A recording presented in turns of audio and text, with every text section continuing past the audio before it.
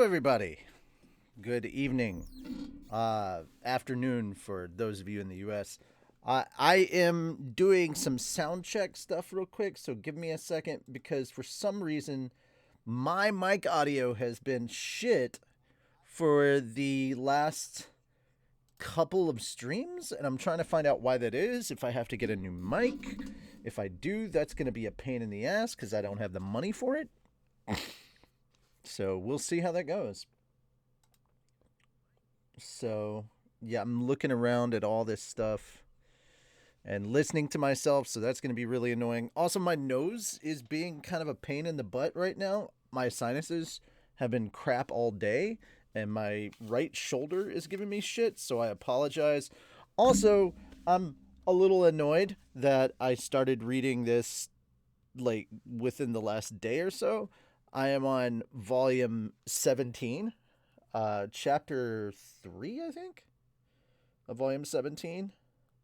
Yeah. I'm on chapter 3 of volume 17, and I really didn't want to go back to volume 13 just so that I could read for you guys and then. But it is what it is. This is my job. As much as it may annoy me that I have to go 4 chapters or 4 volumes back. I know, first world problems. But yeah. Now, if you go to the manage requests, which is empty and shouldn't be, there were okay, all requests. There's 10 requests. There's okay.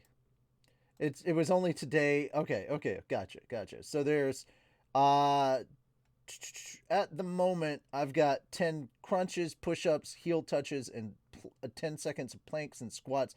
Basically, I have 10 of everything that was redeemed yesterday on Fan Friday, which I don't do exercises on.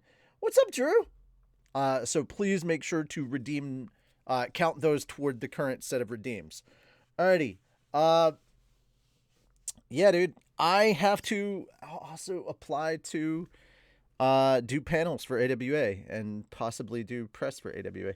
I wish I had the money to get on a flight and go out somewhere. I'd love to go back to AX or like ALA or something and like actually promote us there and be like, hey, we're in a bridge series that fucking exists. But unfortunately, that is the case with all this crap. So yeah, I haven't redeemed unless you hear me say otherwise. Don't don't get rid of them. Yeah, just a heads up. It's something we haven't really encountered before. Always best to ask me. Always best to ask me. With that having being said, pardon me.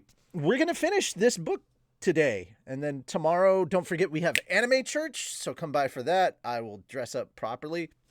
Also, my phone is crazy charging right now because it's like 18% battery because I downloaded Pokemon Go again. I know I shouldn't have, but I did because I'm an idiot.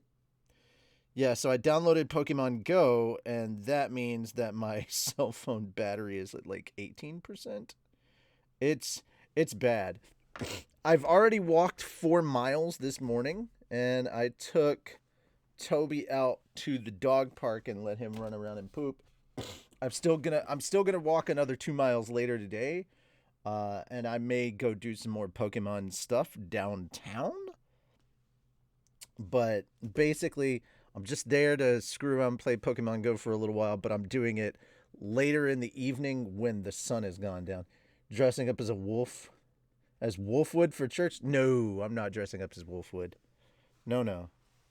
Just in a just I don't have an actual suit, like proper button-up shirt and attire. It's literally going to be a nice top and a tie and then jeans. That's basically what it's going to be. Oh shit, the final chapter of Raft is going to be on Monday? Fuck yeah, dude. Don't forget to apply Rage Kage. Do not forget to apply that 10 of everything to that tally because I think we're at more than just 20 by that. So that needs to be added to the tally. I think we're at 30 on some of those. or we should be just finished with at least one. But yeah, there was 10 of everything from previously that needed to be added if if it hasn't already. So I'm looking forward to that. I'll dress up as a dick. Well, I mean, already am. That's why I'm not photo. That's why I'm not on camera a lot because every pic is a dick pic. Um. Anyway. Oh, Drew. I don't know if you. No, you weren't on the fairy tale stuff. That's sad. Uh. I was watching some cosplay music video stuff from different cons, and MomoCon came up, and I saw a friend of mine. I saw Coffee Cat cosplay. Uh, she was dressed as Breath of the Wild Link, and I was like, "Oh shit, it's Cat!" And I was like, "Hell yeah, dude!" So it's just kind of cool that I see people that I know. I don't typically see that in cosplay music videos. And it just reminded me back in the day when we were trying to do cosplay segments on the podcast and that never took off. I was like, dude, I just wanted to have like an advice section on the podcast for cosplayers. And it's like, this is some shit that we've made. It was just one of those things. These are things that I encountered that you may want to know about. But yeah, it never came up. It is what it is, though. All right, kids, we're going to go ahead and get started. Thank you so much. I don't have any updates. Like I said, everything is kind of on pause for me until Shield Hero. So we'll do the thing. So, starting off, Chapter 9, The Party. Guys, if at any time my audio gets messed up or gargly or there's like a background kind of sound in the background, let me know and I will unplug and replug. You only guest starred for 3 or 4 episodes of Fairy Tail. Gotcha. I forget who she was in the Fairy Tail podcast, though. Like, I forget what character we had her as. There's so many effing characters in Fairy Tail, though, dude, to be completely fair. So she could have been, like, a shit ton of them. All right. Chapter 9, The Party. We scheduled the surprise birthday party for a day when Norn would be staying at home and Roxy wasn't working. Sylphie would usually have been at work as a bodyguard, but Ariel had given her a special day off. All the preparations were complete. It was just a question of execution now. I got things started by calling Norn, Aisha, and Roxy to the living room. Hey, I've got something in mind for today. How about you 3 come along? Come along? For what? My sisters tilted their head curiously. The main purpose of this outing, of course, was to get them out of the house for a few hours so that my accomplices could pick up the presents and get all the food ready. Of course, Rudy. I'd be happy to come. We'd all planned this out beforehand, so Roxy wasted no time in agreeing to the proposal. Little did she know that she was going to be surprised herself. Hey, Mom? Can I go? Asked Aisha, turning to her mother. I've still got some work left to do. You were invited by Master Rudius himself. Of course you can go, answered Lilia. Aisha nodded happily. Norn, on the other hand, didn't respond immediately. She was looking over at Sylphie with an anxious expression on her face. After a moment, she turned back to me and spoke up. You're inviting Roxy, but not Sylphie? Huh? Said Sylphie, jerking her head toward us. She seemed a bit flustered by this sudden turn in the conversation. Well, you know, I have to look after Lucy. Didn't you both go out with Rudius the other day? Are you really all right with this? Sylphie glanced over at me uncertainly, but then she looked over at Roxy and seemed to hit on an idea of some kind. Actually, this whole thing was my idea. Huh? What do you mean? Well, Norn, you haven't really warmed up to Roxy yet, right? I guess not, no. Yeah, and it's not much fun having that sort of tension in the house. I thought it might help you if you spent some time together, you know? It can't hurt to get to know each other better. Oh, I see now. All right. Norm seemed convinced by this, but Aisha looked a little dubious. After all, she already got along with Roxy. I'd seen her bringing Roxy tea and snacks when she was up late preparing for the next day's lessons. Or classes. Wow, I'm just making up words left and right.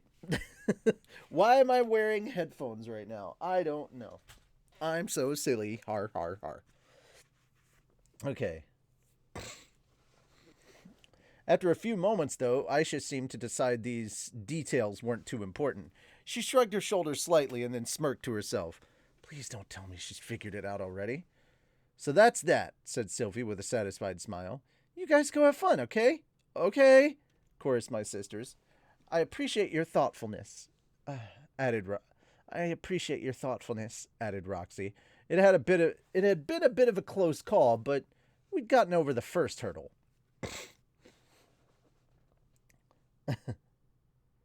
My mind is an enigma? No, my mind is a ball of cats.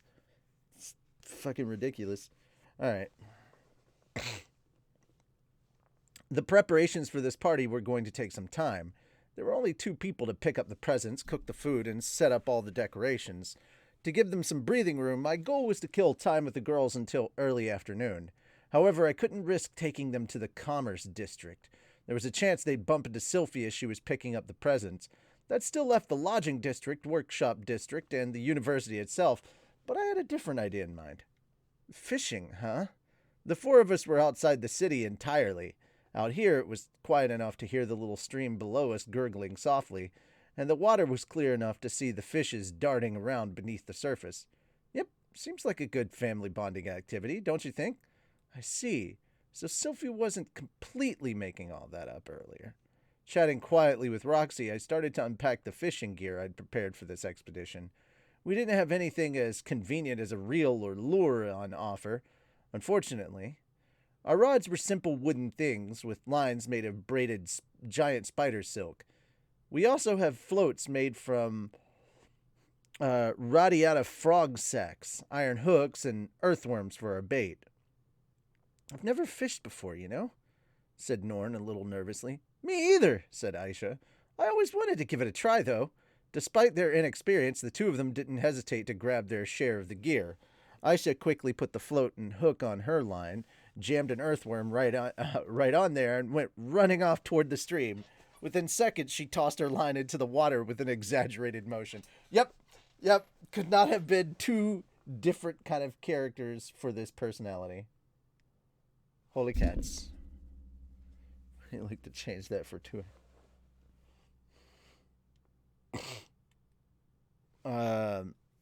No. Holy Cats is kind of a whole deal. Holy Cats actually has a thing. Unless he said specifically. Rimaruism doesn't have a thing. But Holy Cats has a thing. It's not a voice. So, no. Holy Cat stays, and you cannot change that. Sorry. Holy Cats is more like, I do something Holy Cats-ish. Like, worship it, praise or something like that. Or you're actually I think the thing is you're actually demanding the Holy Cat emote. So you would have to go find the cat emote, which is right here, and there you go. Holy Cats has been redeemed. First off, Drew, I'm not taking voices. I'm not taking voice suggestions on Mushoku Tensei readings. But secondly, even if you were to suggest one and you wanted to suggest it and I was taking them, you can't just say, hey, you should do her voice as this.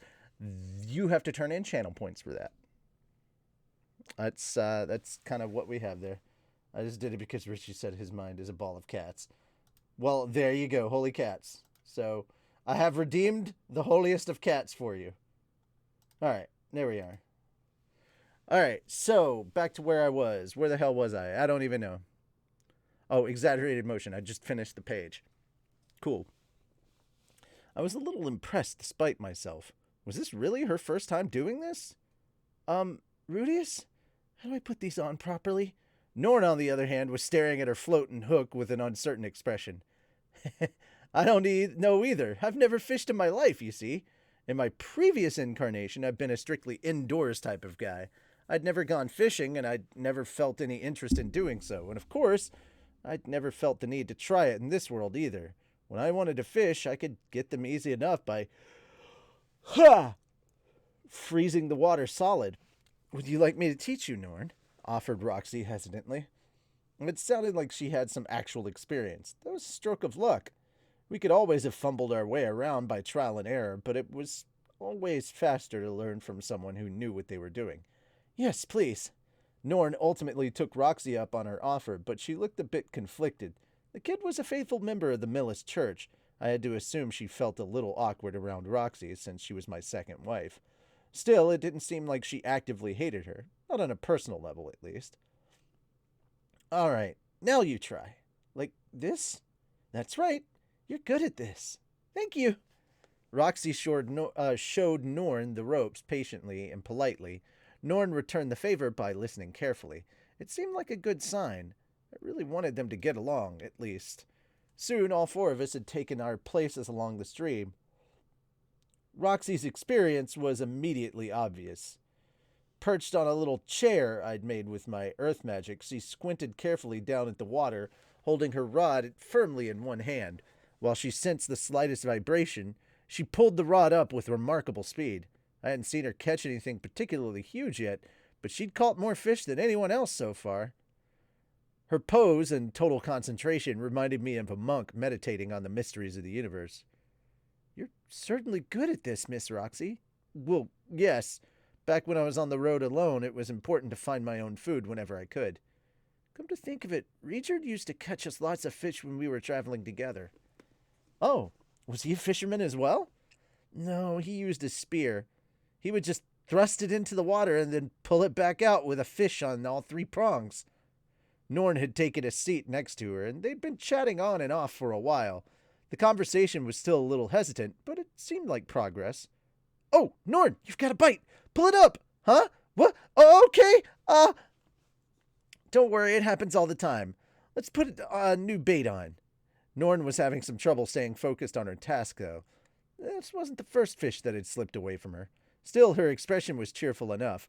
She seemed to be enjoying her conversation with Roxy in itself. Hee. What's the matter, Rudius? You haven't been hooking anything. On the other hand, Aisha was already producing impressive results. She'd lost a few pieces of bait, but she'd also brought home 3 fish. It says fishes, but I don't think fishes is actually the plural.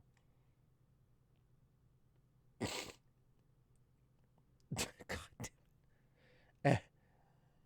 Saying, damn it. A little earlier, I'd foolishly agreed to compete with her on who would catch the most fish. At present, my high score was a big fat 0. This wasn't looking promising. We were both first-timers, right? Why was she so much better than me? Okay, kiddo, just try to make it something I can actually do. Whatever shall I choose? Maybe I'll make you hug me all night long while whispering how cute I am. Oh, or you could teach me some of the stuff you do with Roxy and Sylphie. Yeah, nothing too adult, please. I don't want Dad getting angry at me. Hey, it's not fair bringing Dad up. I wasn't too worried, really. For all our outrageous teasing, she'd probably settle on asking me for a slightly expensive little trinket. That said, wasn't losing to my little sister a wow, really? Problem in its own right? Wasn't it a bit too early for her to be surpassing me like this? Indeed it was. I had my dignity as the head of this household, and I needed to defend it. It was good to be beloved big brother, yes, but it was better to be a feared big brother. All right, Aisha, I'm taking the kid gloves off now. What? Were you taking it easy on me or something? That's right. From now on, I'm going to use my demon eye. Hey, that's not fair. Complain all you want. This is what I'm really capable of. By peeking a second into the future, I'll obliterate every fish in the stream. With a little smirk, I activated my demon eye of foresight and stared down at my float. No movement, no movement, no movement. The float twitches slightly. Fish! Thanks to my regular practice menu, my arms were strong and accustomed to swinging things up and down. And now I had the added power of my artificial hand to work with. No fish known to man could hope to resist me. With one quick, violent motion, I yanked my prey out of the water. Yes, it's my big prey in this case, a large boot. Almost everyone in this world wore shoes and boots, of course, and this stream was connected to a river that flowed past the bustling magic city of Sharia. The inhabitants of that area used that river regularly to wash their clothes or fill their water buckets. Adventurers made use of all of of it all along its length as well. Someone probably fell in and lost their footwear every once in a while. All that said, Rudius? Aisha was looking at me with pity in her eyes. Perhaps I needed to change the way I looked at this. This thing wasn't a boot. It wasn't a boot at all! Yes, it was starting to look like something else entirely now. Perhaps even a fish? Perhaps. It sort of looked like one in a way, and wasn't that good enough? Did that make it a fish in some sense? Indeed it did. That's right. Here was a fish. Nodding to myself, I tossed the boot into my bucket. All right, Aisha, that's one. I'll catch up to you in no time. What? That was a boot, Rudius. I'm sure it looked that way to you, but it's actually a boot-like organism that lives in the water. I call it the bootfish. Not even creative. That doesn't count, okay? That really doesn't count. Reaching down into the bucket, Aisha grabbed my prize and hurled it back into the water. No! You're not supposed to throw trash in the river. Well, so be it. We'll just say that was a catch and release. That boot was still a baby, right? Oh my fucking God. Anyway, now that we've returned to its natural habitat, it'll swim out into the ocean and come back nice and plump. Yeah, let's go with that. Yes! That's number 4! As I was pondering these matters, however, Aisha caught her 4th fish of the day. Maybe I wasn't going to win this battle after all. I'm sorry, Sylphie, Roxy. I guess I'll be my little sister's plaything tonight. That's it, Norn. That's the way. Pull it in. Pull it in. Keep going. Carefully now. Things were getting noisy off to my other side. I looked over just in time to see Norn pull home a fish. It was a big one, too. About the size of a colored carp. Yes! I did it! I caught my first fish! Wow, look at it! That's a big one, too! Norn celebrated with a big smile on her face, and Roxy clapped her hands in delight. It was a heartwarming moment. Putting everything else aside, I was glad we'd come. We kept it up for a couple of hours longer, but once the sun started to sink, it was time to call an end to our expedition. Okay, everybody, I think it's time we went home. My sisters didn't take this announcement too well, though. What? Already? I was hoping to catch just one more. Time flies when you're having fun and all that. I could understand how they felt. Still, the real fun was coming up a little later. Sorry, girls. Monsters might start sniffing around once it gets dark. You could just blast them for us. We've got Miss Roxy here, too. It was a fair point. The monsters in this area weren't much of a threat, even in groups. With both myself and Roxy here, it was hard to imagine a scenario where Norn and Aisha could get hurt. That was no reason to give in to their demands, though. We'd be out here all night. Even if I hadn't planned something for this evening, I would have dragged them home about now. Sorry, but the answer's no. We could always come back another day. You're just mad because you didn't catch any yourself. Hey, come on. If I got serious, I could catch all the fish I wanted. That was true, in a sense. Maybe I wasn't the best with a rod, but I could always electrify the water to get off an underwater or set off an underwater explosion. I definitely wasn't just being a sore loser. Anyway, the decision's final. Let's get going. All right. Okay. Before we left, I took a moment to freeze the fish we'd caught with my magic. We could bring them home for later. I'd thought about grilling them for a snack on our way back, but you're supposed to show up to a party hungry, right? The fish could wait a day or two. As we made our way back home, Norn and Aisha chattered happily, bragging about how many fish they'd caught and how big they were. Roxy and I followed just behind them. Roxy had a look of quiet satisfaction on her face as well. Things had been awkward between her and Norn for a long time now, but today felt like a big step in the right direction. We're home! Congratulations! And the instant we set foot inside the house, we were greeted by a burst of applause. It was a sparse but enthusiastic ovation. Sylphie, Lilia, and Zenith had all been standing in the foyer waiting for us. Zenith didn't join the clapping itself, of course, but I thought I saw a hint of a smile on her face. Huh? Norn let out a little yelp, and Aisha froze up completely. Taking that as our cue, Roxy and I joined in on the applause from behind. Norn turned back to look at us, her eyes wide with surprise, and murmured, Huh? A second time. She clearly hadn't figured out what was going on just yet. All right, everyone, let's go to the dining room. Stepping forward with a smile, I pushed a confused Norn and a dubious Aisha forward. The dining room was full of simple but attractive decorations. There weren't any big banners hanging across the room or anything, but we did have some very nice flowers on the walls, and there were candles gleaming all over the place. The table was covered in a very nice white cloth, with plates and vases of flowers sitting on top of it. The drinks had already been poured, but there wasn't any food yet. They'd presumably be carrying that out a little later. At the far end of the table, the customary seat of honor, two chairs sat snugly next to each other. I brought Aisha and Norn there and offered them their seats. Wait, but, huh? What's going on? Norn still looked completely nonplussed. Aha! So that's what this was all about. Aisha, on the other hand, was smirking knowingly. The girl was sharp, all right. She must have sensed that we were up to something. After my sisters took their seats, Lilia helped Zenith into hers. Sylphie and Roxy followed suit. And once they'd all settled into their places, I cleared my throat loudly and then began to speak. It's been 7 years now since the displacement incident. It wasn't easy by any means, but our family's finally back together again. We lost our father, yes, and our mother's memories might never return. But I don't think Dad would be too pleased if we moped around forever. I paused for a moment to look around the room. And that's why I want us to try and smile again. When we can, at least.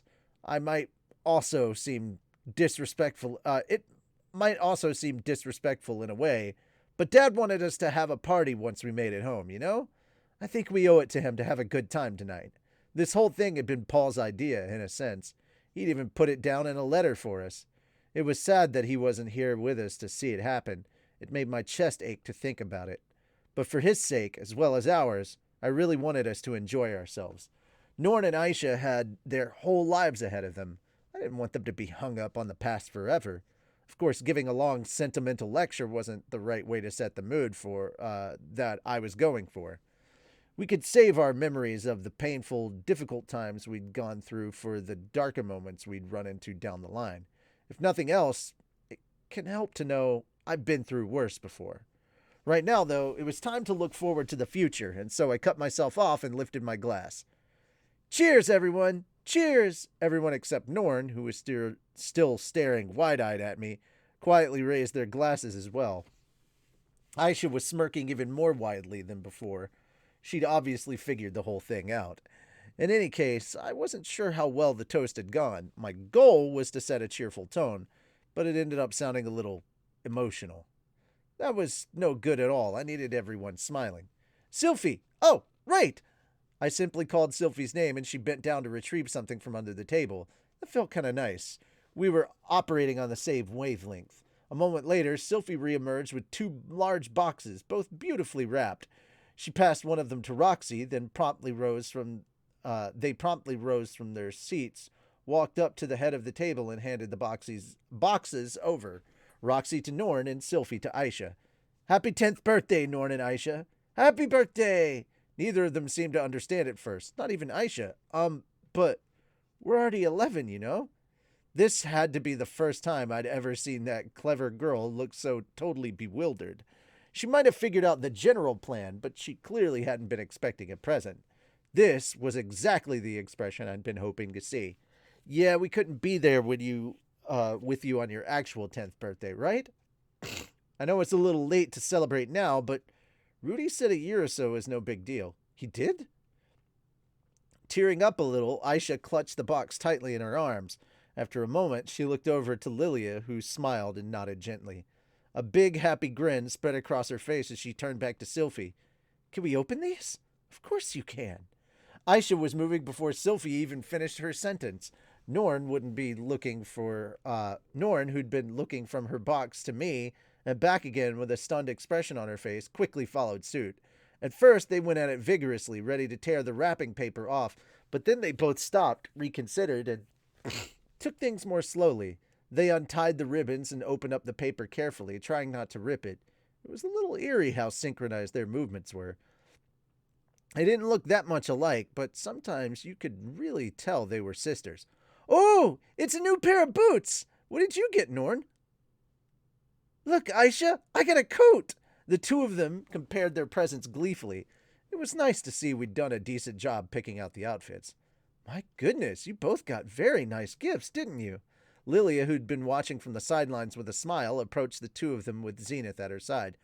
Oh, Mom, look at this! Norn spread out her coat to show Zenith, grinning from ear to ear. She didn't react in any obvious way, of course. That made me feel a little down, despite myself. Zenith had always been the type to get all worked up about this sort of thing. I still remembered how enthusiastic she'd been at my 5th birthday party, and how proudly she'd presented me with her gift of a carefully selected book. If not for her condition, she'd probably be yelping with excitement with her daughter right now. Seeing her so expressionless made me sad. Of course, if she recovered and learned that Paul was dead, there was no guarantee she'd ever smile the way she used to. Still, it was painful seeing her like this. Not sad, not happy, just emotionless. But as this thought crossed my mind, Zenith smiled. What? The expression vanished quickly. It had only been there for an instant. Were my eyes just playing tricks on me? Did she just smile? No, everyone had seen it. Lilia, Aisha, Sylphie, and Roxy were all looking at Zenith in surprise. Mom? And Norn, at whom she smiled, whom the smile had been directed, was about ready to break down in tears. Zenith reached down and stroked Norn on the head and did the same to Aisha. Her movements were more gentle than usual. She was happy. Happy to see the girls growing up. Oh, madam, I'm so glad. Lilia softly wrapped her arms around Zenith's shoulders. Her face was as emotional as I'd ever seen it. With her usual blank expression, Zenith reached up and stroked her head. Lilia had to bite her lip to keep herself from crying. After bringing Zenith to her seat, Lilia came back to offer Norn and Aisha another present. This is for the two of you, from myself and Miss Zenith. It was a set of handkerchiefs beautifully embroidered with floral designs, one for each of them. Thank you very much, Miss Lilia, said Norn, accepting hers. It's beautiful. Aisha, on the other hand, hesitated. Probably had something to do with getting the same present as her sister. Mom, are you sure I can have one too? Yes, I'm quite sure. You're Paul's daughter too, you know. This seemed like a change. Hadn't Lilia spent years drumming the words, "You're only a maid," into her daughter's head? Of course, I still expect you to show Madame Norn and Master Rudius the respect that they deserve. Understood? Okay, Mom. I guess she's still Lilia after all. Still, despite what she was saying, I hadn't seen her badgering her daughter much lately. Not even about her tone of speech. I had to assume she'd been thinking things over a little herself these last few months. When Lilia returned to her seat, Zenith reached over to place a hand on her shoulder. Madam. Lilia squeezed that hand in her own and softly spoke the words, "Thank you." It almost looked as if they'd just held a wordless conversation of some kind. Roxy seemed particularly moved by that. As I was studying her face, though, someone tugged on my sleeve from behind. I glanced back to find that it was Sylphie. She was carrying a third box, the one that wasn't from my sisters. Right, can't forget the next part. Roxy! When I called her name, Roxy turned and blinked in surprise at the sight of Sylphie standing next to me with the box. Yes? Sylphie spoke up before I could. This one's from us for you, Roxy. What? Why? For what? It's a wedding present. Congratulations, said Sylphie, handing the box over to Roxy before she could object. Go on, open it. Roxy did as she was told, and when she retrieved the hat from inside her present, her eyes went wide as saucers. Sylphie? Rudy? Is this? Welcome to the family, Roxy. Let's try our best to be like Zenith and Lilia, okay? The smile on Sylphie's face as she delivered that line could only be described as angelic. In the face of its overwhelming power, Roxy bit her lip, looked down slightly, and squeezed the hat to her chest. After a moment, she managed to squeak out the words, Thank you, Sylphie. I could see tears glimmering in her eyes. And let's really quickly show that scene off. It's so cute. It's just so cute. I wouldn't hear about it for some time, but according to Roxy, this was the moment she felt that Sylphie had truly accepted her into our lives. With the main event behind us, the rest of the party went on smoothly. First off, Lilia carried out a big cake. It was a fluffy sponge cake type of thing, although there wasn't any cream involved. Instead, there was dried fruit on the inside. The batter itself was on the slightly bitter side, but the sweetness of the fruit balanced that out beautifully. I'd eaten cakes like this before, back in the Kingdom of Asura. They'd made one for my 5th birthday, and I seem to remember it being served at the party for my 10th as well. That brings me back. Wonder how Eris is doing these days. Wherever she was, I had to assume she was merrily chopping her way through life. Maybe she'd even gotten married, like me? Nah, probably not. There wasn't a man in the world who could handle that girl. When I asked Lilia about the cake, she explained that it was a traditional Osseran treat. Many families had one every time there was something worth celebrating. Paul hated the taste, though, so we almost never made one. It was a little amusing to hear the man had been a picky eater at his age, but it did seem in character. Sylphie had helped out with this cake and seemed confident she could make one by herself next time. Norn seemed to be really enjoying it, and I kind of liked it myself. Aisha was less of a fan, though. I could see her picking around the chunks of fruit as she ate her slice. Lilia scolded her a little, but undermined herself by murmuring, "That reminds me of Master Paul," with a smile on her face. After a while, Aisha started cuddling up to me and begging me to eat the rest for her, but I decided to hand the job off to Roxy, who apparently had a sweet tooth. I was sort of hoping they might end up feeding bites of it to each other or something.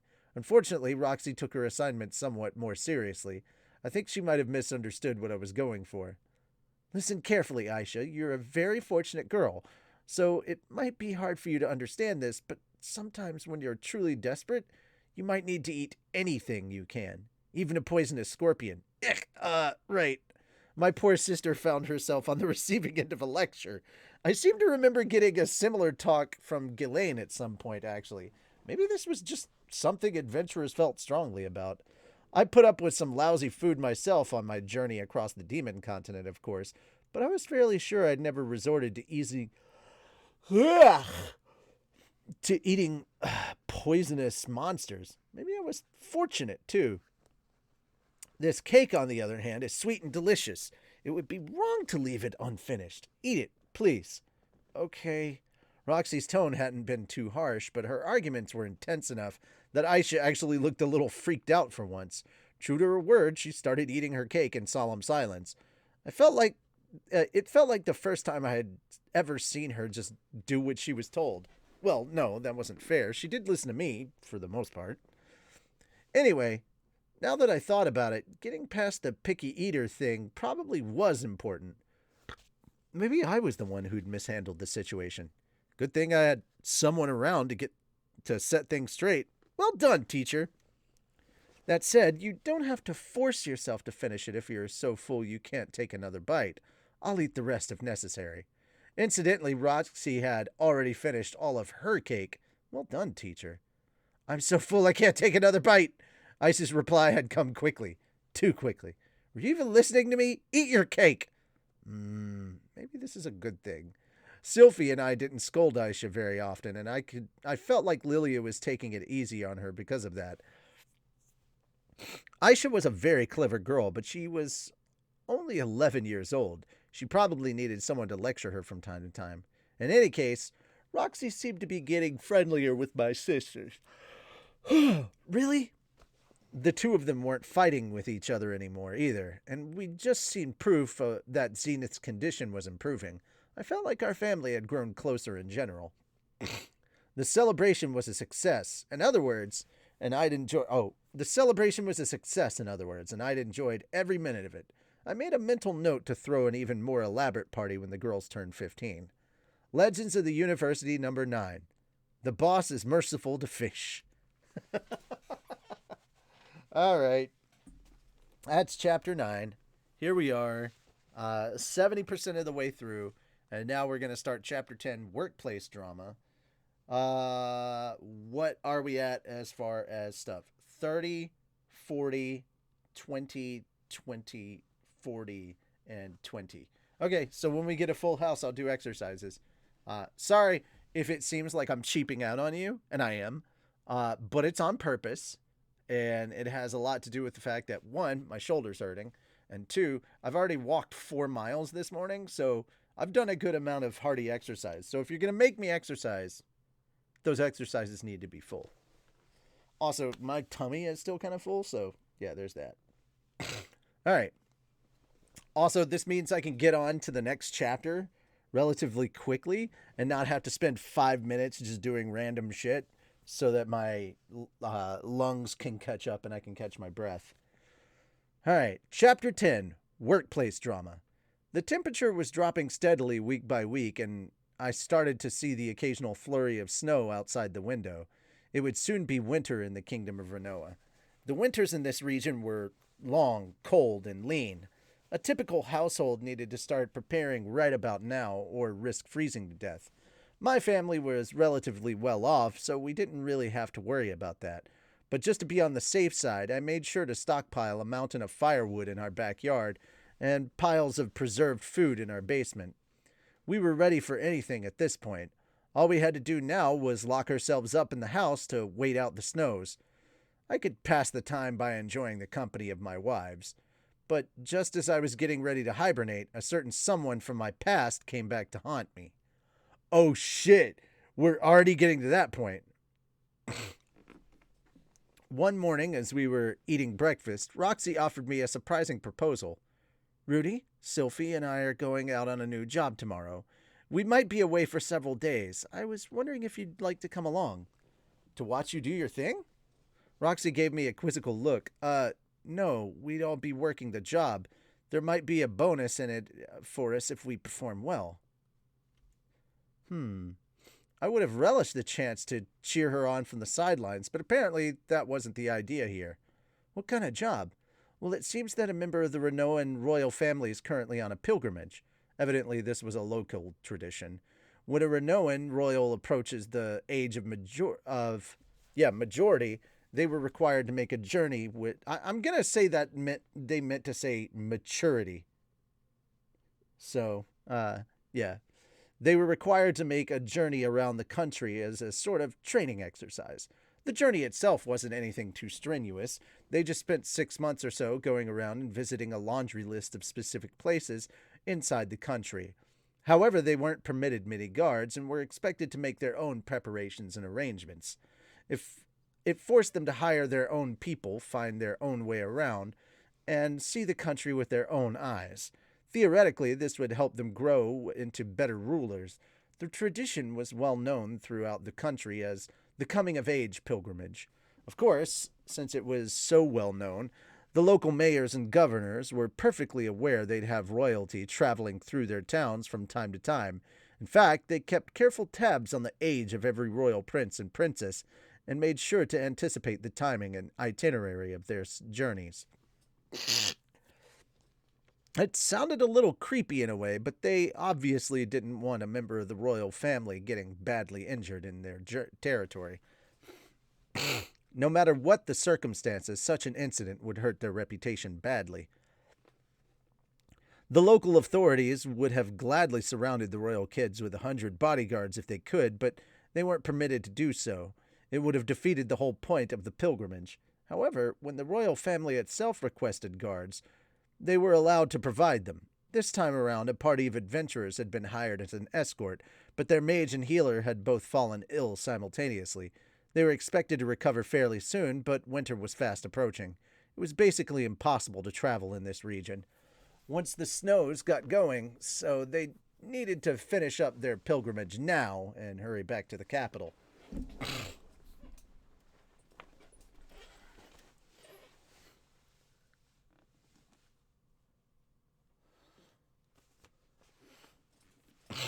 Alrighty. Okay. It just so happened that the party had been stopped in its tracks right here in the magic city of Sharia. As a result, the royal family had formally requested a handful of bodyguards for the city. Oh, from the city. Our mayor had held a conference with the leaders of the Magic Guild and the university to choose the most suitable candidates for the job. One such candidate had stood out at the head of the list. The individual was well-traveled former adventurer with practical skill in offensive magic and a brand new member of the university's faculty, with few responsibilities to be reassigned. It was Roxy, in other words. The group had quickly decided she was the best option they had. Sounded like a reasonable conclusion to me, given her many talents. Wait a second, though. How did Sylphie end up getting this job, too? Well, Princess Ariel's coming along. She was very eager to establish a connection with a member of the royal family. Ariel had an excellent information network. She must have heard about the situation and marked it as an opportunity. It was hard to say how much of a connection she stood to gain here, but the princess always took what she could get. Ah, okay. So basically, you two will be guarding both Ariel and this kid? That's right. Oh, and Luke's helping too. I wasn't sure if he really counted, but decided not to say so. I think we should be all right since Sylphie's coming along, but we need to guard two very important people, and the shrine we're visiting is deep inside a forest. Also, I've been known to make some silly mistakes at the worst times. I suppose I'm a little anxious. I think you're really underestimating yourself, Roxy. Well, maybe so, but I had a talk with Sylphie about how we could ensure this job went off smoothly, and she suggested we ask you for help. You're the single most powerful mage in this city at the moment, after all. Putting aside the question of whether I deserved that title, I could understand why Roxy was nervous. They needed to protect both Princess Ariel and this member of the Renoan royal family, and their core party was fairly small. One Renoan knight, Sylphie, Luke, and Roxy. There was also a band of adventurers, of course, but they were down 2 people, and it was hard to know if they'd be much use at all. In terms of actually competent allies, Sylphie was the only person Roxy could definitely rely on. And come to think of it, Roxy hadn't seen her in combat before. I could understand her uncertainty. Is it okay for all 3 of us to leave the house, though? What about Lucy? She'll be fine, said Sylphie, who'd been listening quietly until now. We have Suzanne, and I'm sure Lilia will take good care of her. It was true enough. It wasn't like I'd been that much use hanging around here without these two. Anyway, Lily and Aisha would be stepping up either way. It was more important to get Sylphie back to Lucy as soon as possible. Which meant the best thing I could do was join the party and make sure the job went off without a hitch. Okay then, I'm up for it. Having reached my conclusion, I agreed without further delay. Aside from anything else, Roxy would get a nice boost to her reputation if we pulled this off perfectly. Maybe it would help her move up the career ladder a little faster. The next day, Roxy and I made our way to a certain inn that mostly catered to S-rank adventurers. It was a very nice place, even nicer than the one I'd taken Roxy and Sylphie to a little earlier. As training exercises went, this pilgrimage seemed to be a bit on the luxurious side. Not that I expected anything less from royalty. Really? They have gardens inside the palace walls in Osira too? Oh, yes. So you have them in Renault as well, then? We do. It sounds like they're rather similar, really. How very interesting. By the time Roxy and I arrived, Ariel and her party were already in the inn having tea with the Renoans. A girl who looked maybe 12 years old was sitting across from Princess Ariel. The pilgrimage was supposed to be coming-of-age thing, so she was presumably 15, but she definitely looked younger. Sylphie was standing between the two of them, looking poised and intimidating in her work clothes. Luke was there, too. There was also an older female knight I didn't recognize, probably the Renoan princess's personal bodyguard. Who are you people? State your names at once. The instant she laid eyes on us, I stepped forward to place myself between us and her charge. She stepped in between. Okay, so she stepped. Her gaze was challenging, if not openly hostile. It's a pleasure to meet you. My name is Roxy M. Greyrat, and I'm here to serve as a bodyguard for the princess. I'm Rudius Greyrat, and I'll also be helping out. Nice to meet you, ma'am. Oh, I see.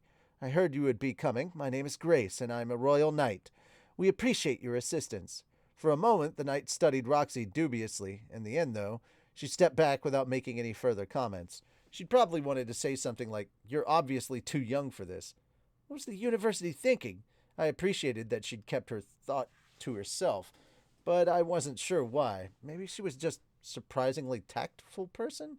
No, judging by that creepy little smile on Ariel's face, she'd probably given her a warning beforehand. It was a good thing, too. If the woman had burst out laughing and called my beloved teacher a child, I might have exploded on the spot and caused an unexpected explosion. That would have ended Roxy's career prospects. We were told you hired a party of adventurers as well? Yes, they're out preparing for the journey at the moment. Please wait here for a moment. All right. I started to move toward an empty chair, but Roxy headed over to join Sylphie and Luke.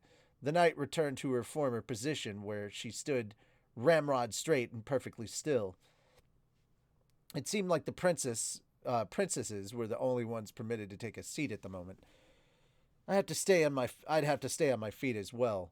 By the way, Princess Ariel, how long have you been staying in our kingdom? Well, let me see.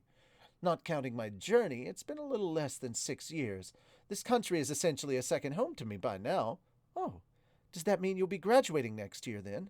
What a shame. I only just got to know you, and you'll be leaving so soon. I suppose so, yes, but as long as our countries stay in contact, I'm sure we'll meet again.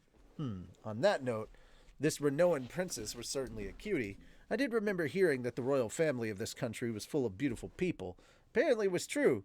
She was almost a match for Ariel. Not quite, but almost.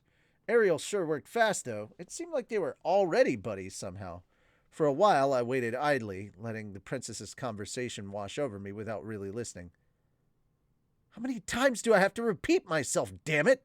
The sound of voices at the entrance snapped me abruptly back to reality. Look, just deal with it. Are you serious?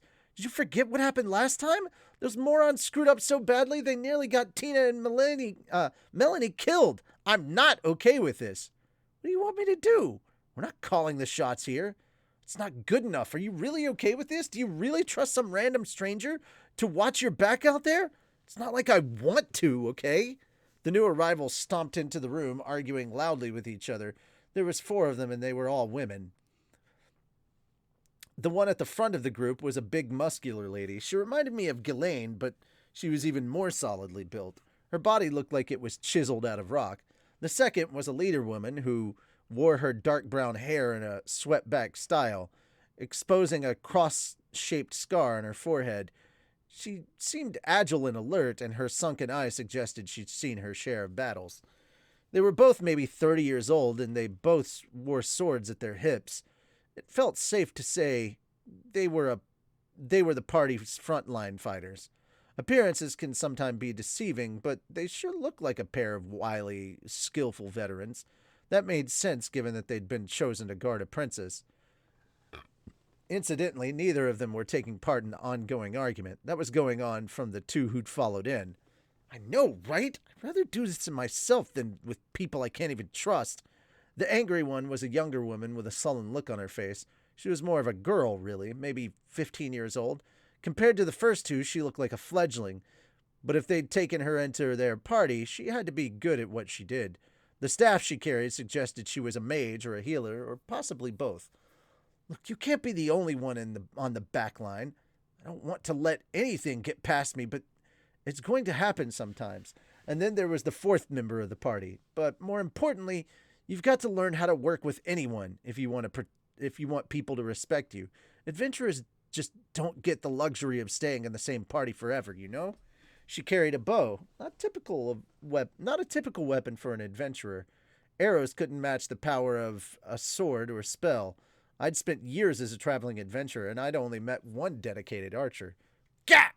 She was probably the only one in the entire region, come to think of it. I recognized her immediately, of course. The instant she stepped into the room and saw my face, she stopped in her tracks and stared at me with eyes wide open. Oh, it's you. She muttered the words softly to herself more than me. The sullen girl she'd been arguing with turned back and spoke to her dubiously. Sarah? Do you know that guy? Well, yeah. It was the same adventurer I'd nearly slept with some time ago. I hadn't forgotten Sarah, of course. I'm not sure I could have if I tried. When I met her not long after Eris dumped me, she was the youngest member of the party, Counter Arrow. She was a strong-willed, combative girl with a sharp tongue, but a good head on her shoulders. Suzanne, the leader of her party, took a liking to me and started inviting me along on some of their jobs.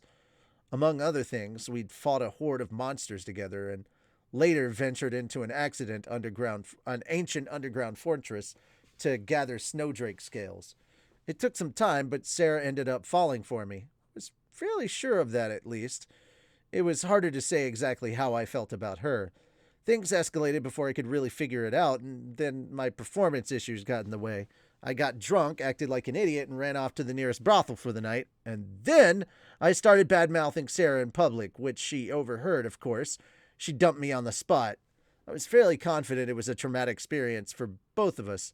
Still, it had been quite a while since then. We'd gone our separate ways and lived our own lives for years now. I'd told myself it was in the past and that we'd never see each other again anyway, but it turned out fate had different plans. You've got to be an idiot in this small ass world to think that shit like that wouldn't come back to bite you.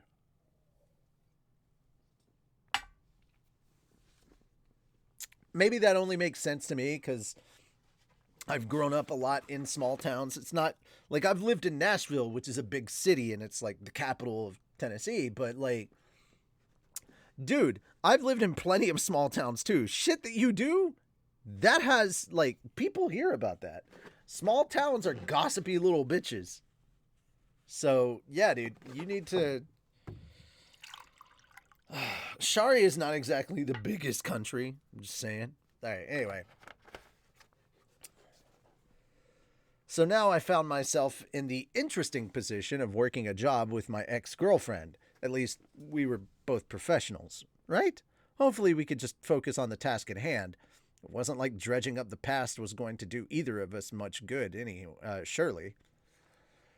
All right then, why don't we get the food ready before the princess comes back out? After some slightly awkward introductions, we formed ourselves into a party and headed out to a nearby forest where the shrine was located. Whew, nicely done, girls. This was an easy one. Looks like those rumors about the professor who made it through the teleportation labyrinth were true, huh? Sorry, but I have to apologize. I really underestimated you at first. That lesson you gave me about splitting your focus between healing and offensive magic was so amazing, though. Such a clean, simple theory, and you actually put it into practice. Thanks to my careful efforts, we'd gotten through the job without any uncomfortable incidents to speak of. It was going very, very well, in fact. The members of the Amazons, an all-female S-ranked party, had been openly dubious about Roxy at first. Understandable. Perhaps even her appearance, the brat of the party, had gone so far... perhaps, given her appearance, the brat of the party had gone so far as to declare, "I don't want to work with a kid!" with us right there in the room. However, once we left the city and got through our first few battles, their opinion of her did a complete 180.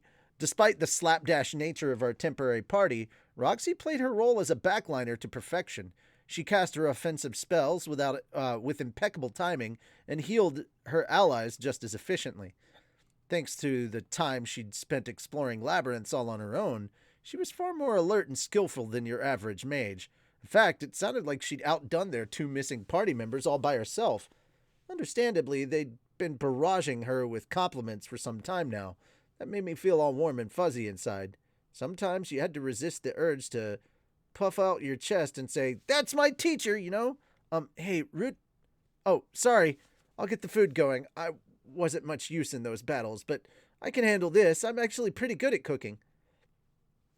The only downside was that I had to dodge Sarah from time to time. She kept glaring at me as I was working on the meal, but it felt pretty clear that striking up a conversation would only make things worse. Sometimes it's best to avoid your troubles entirely, right? No, dumbass, it's not. Shari as a city and the Magic Nations are fairly large. Yeah, but dude, in comparison to the wider world out there, no. No. Just no. No. Anyway. But yeah, it's a big city, and it's a decent sized country, but like, no. It's not huge. Like, if you're talking about like Milition and stuff like that, I just, sorry. It's not. Sarah wasn't in the Magic Nations. No, that's kind of also true. But still, it doesn't matter. She was in the Northern Territories, which are tiny in their own right. Regardless, just, you were in the same area. That's like, all right, to put it simply, it's kind of like, I met someone in Alabama, but now I live in Tennessee. It's not that far away. Like, you think it's far, and, when you actually get to it, it's still far, but no. No, Basharet's part of technically the Northern Territories. It's not the warring factions, but it's part of what's considered the Northern Territories. You can argue semantics all day long, but at the end, it's the same fucking thing. They live close enough that they are guaranteed to bump into each other, is my point. And I'm right, you're wrong. Yes, that is the point. No, but you get the point I'm trying to make.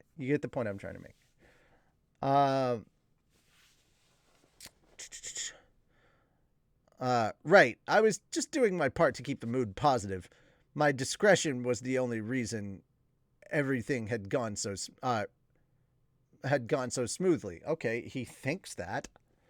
All right, that wasn't exactly true. I hadn't contributed much of anything to the group. The Amazons were all highly skilled, and Roxy had snapped into their party perfectly.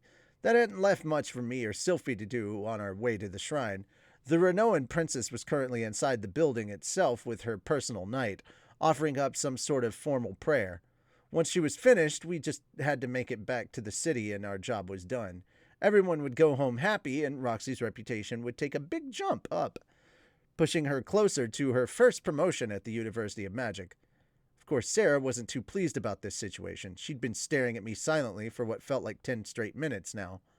I couldn't blame her. People tend to get a little surly when you completely ignore them. But I had to assume that dredging up the past would only make things worse. I was about ready to ask Sylphie, who was sitting next to me, for help, but she'd been awfully quiet for a while as well. In fact, it kind of looked like she was also glaring at me. Maybe she was just worried about me? Maybe she was worrying I was going to cheat on her again? Or maybe she didn't approve of the way I was deliberately ignoring Sarah.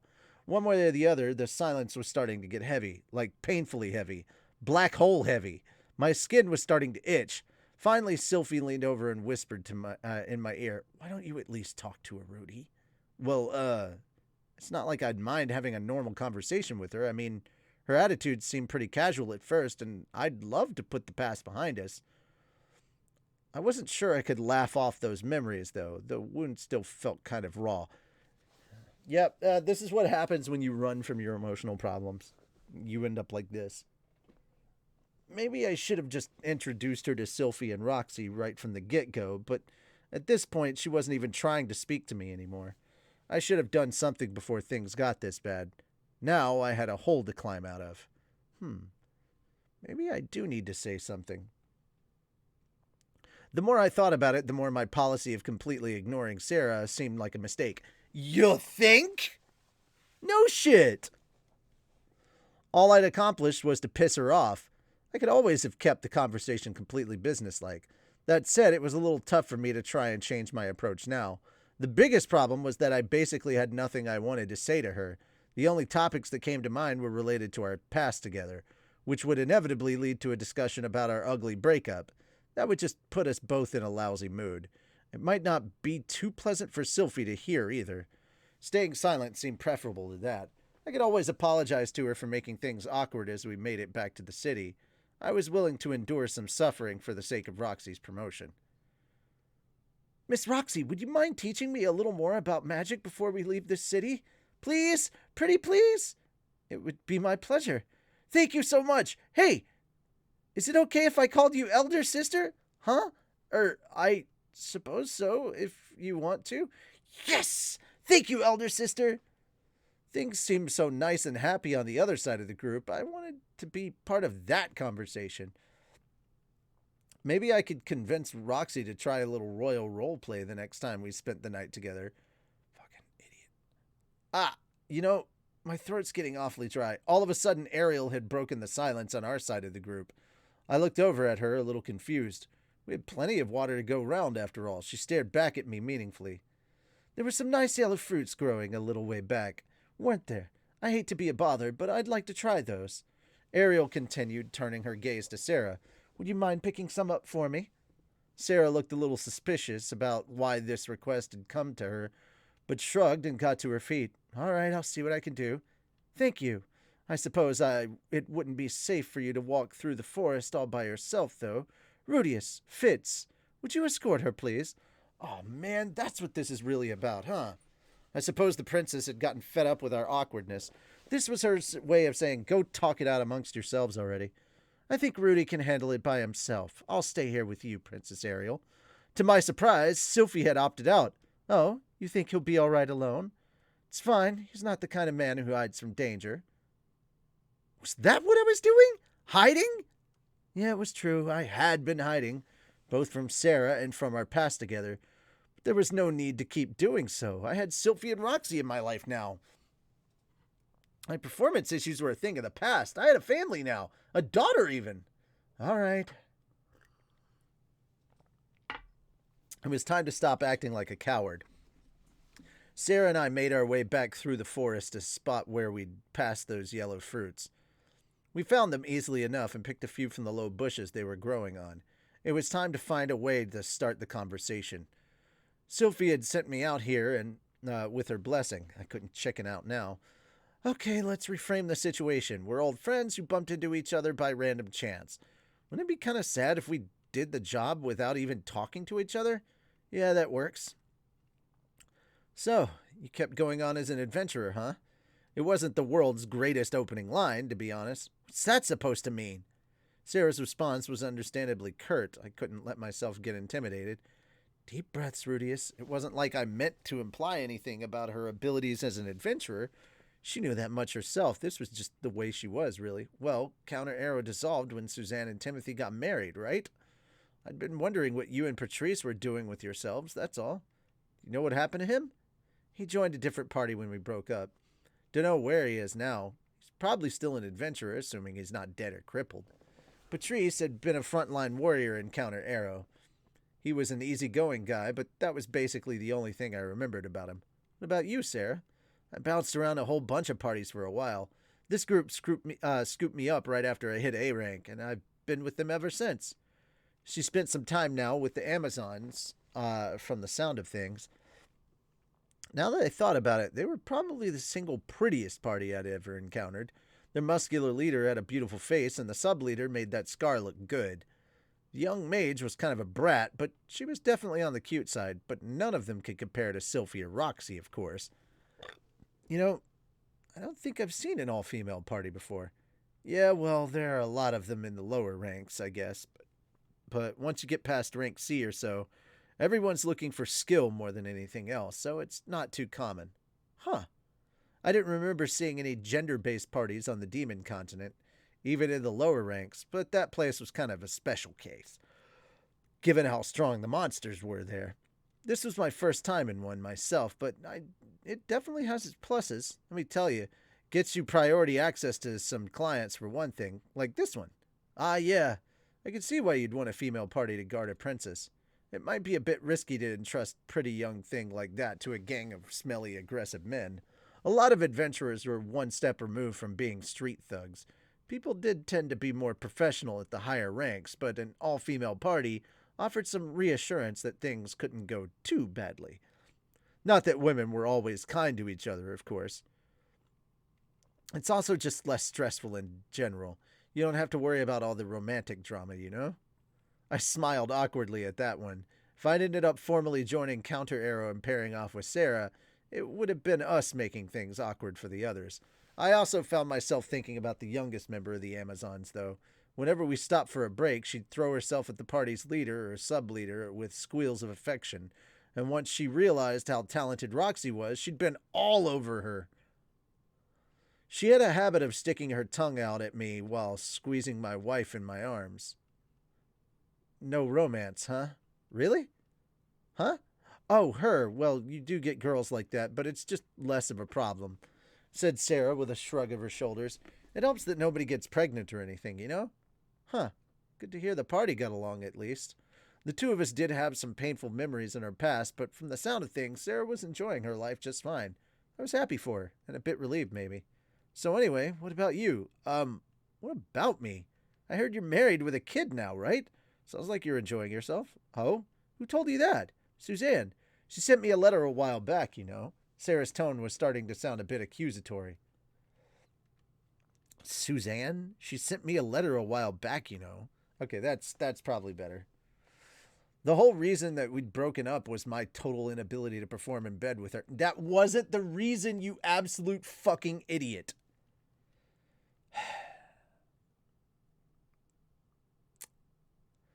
And here I was, married to two different women whose company I enjoyed on a regular basis. I could see how that would sour someone's mood. I'd been suffering from a serious case of erectile dysfunction back then, but I wasn't sure Sarah even knew that. Of course she fucking knew. Like, after a while, yeah, she knew. I didn't think I'd gone into that much detail with Suzanne. Also, it wasn't an excuse for my behavior. Whatever the cause, I'd ended up comparing the girl unfavorably to a prostitute in public. That was a hell of a way to treat someone who had feelings for you. Bumping into a jerk like that on the job would probably make the nicest person on earth be kind of cranky, especially if they tried to pretend you didn't exist. Well, I'm sorry, Sarah. What? I'm not asking you to apologize. With these words, Sarah jumped to her feet. Her face was flushed. Her lips were pursed and trembling. Crap. Now I've pissed her off. Maybe this is a bad idea after all. Okay, stop. Too late for that now. What am I supposed to do? Before I could find anything to say, Sarah spun around and sat back with her back turned to me. I got up slowly, trying not to provoke her, and stepped forward so I could see her face. She was staring at the ground with a sullen expression. To my surprise, she looked more depressed than angry. Sarah? Yeah, what?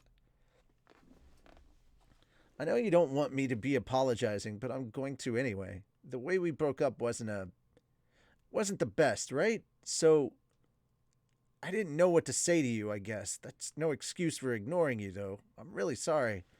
Sighing wearily, Sarah stood up. Look, I just told you I didn't want an apology, okay? If she didn't want an apology, what did she want? I was starting to regret not asking Sylphie for some kind of advice back there. Mind if I sit next to you? Oh? Your wife won't get mad at you? Nah, I'll tell her what happened once we bring the fruit back. Wait, so that's her? The sunglasses girl? Didn't Suzanne describe her in the letter? Nah, I just mentioned her name was Sylphiette, and I didn't think she'd be a royal bodyguard, you know. So Suzanne had neglected to describe her beauty? Sheer negligence, really. I guess that explains why you two seem so friendly, though, Sarah continued. It's not just her either. The blue-haired demon girl's my other wife. What? Her too? Isn't that interesting? While Sarah pondered this, I gingerly took a seat next to her. As I settled down, I caught a whiff of her scent, still familiar from the brief time we'd spent together years ago. Neither of us said anything for a moment. This time it was Sarah who broke the silence. To tell you the truth, I was planning to come by your house while we were in town. Wait, really? Yeah, I've been meaning to apologize to you for a really long time. You wanted to apologize? To me? Yep, after you ran off, I found out about your, condition, and I realized what a jerk I'd been. I made you into the bad guy, right? Got all mad and pitched a fit. Didn't even stop to think you might be hurting too. Even worse than I was. The memories were still uncomfortably fresh. I could hear myself hopelessly drunk, shouting a bunch of stupid nonsense. I could see the rage and humiliation on Sarah's face as she confronted me. Those events had hurt me deeply, but I knew I'd hurt her too. So when Suzanne wrote me and I learned you were in Sharia, I told myself I'd go see you. I knew this job was going to take us there, so I figured I'd take some time off to apologize, for the way I acted back then. But here I am, snapping at you again, right? God, I can't stand myself sometimes. Sarah paused for a moment, then pressed her face against her knees.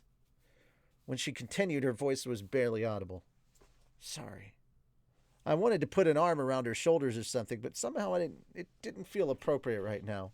Instead, I hugged my knees to my chest. It's been a while now, I said. So I'm going to be honest with you. I don't think I was really in love with you back then or anything. Excuse me? The cause of my condition was this girl named Eris. We traveled across the demon continent together, but then she vanished on me all of a sudden, and that's when I met you, Sarah. I could tell you liked me. I didn't feel that strongly about you, but I guess I wanted to move on. Put the past behind me. To be honest, I was just using you.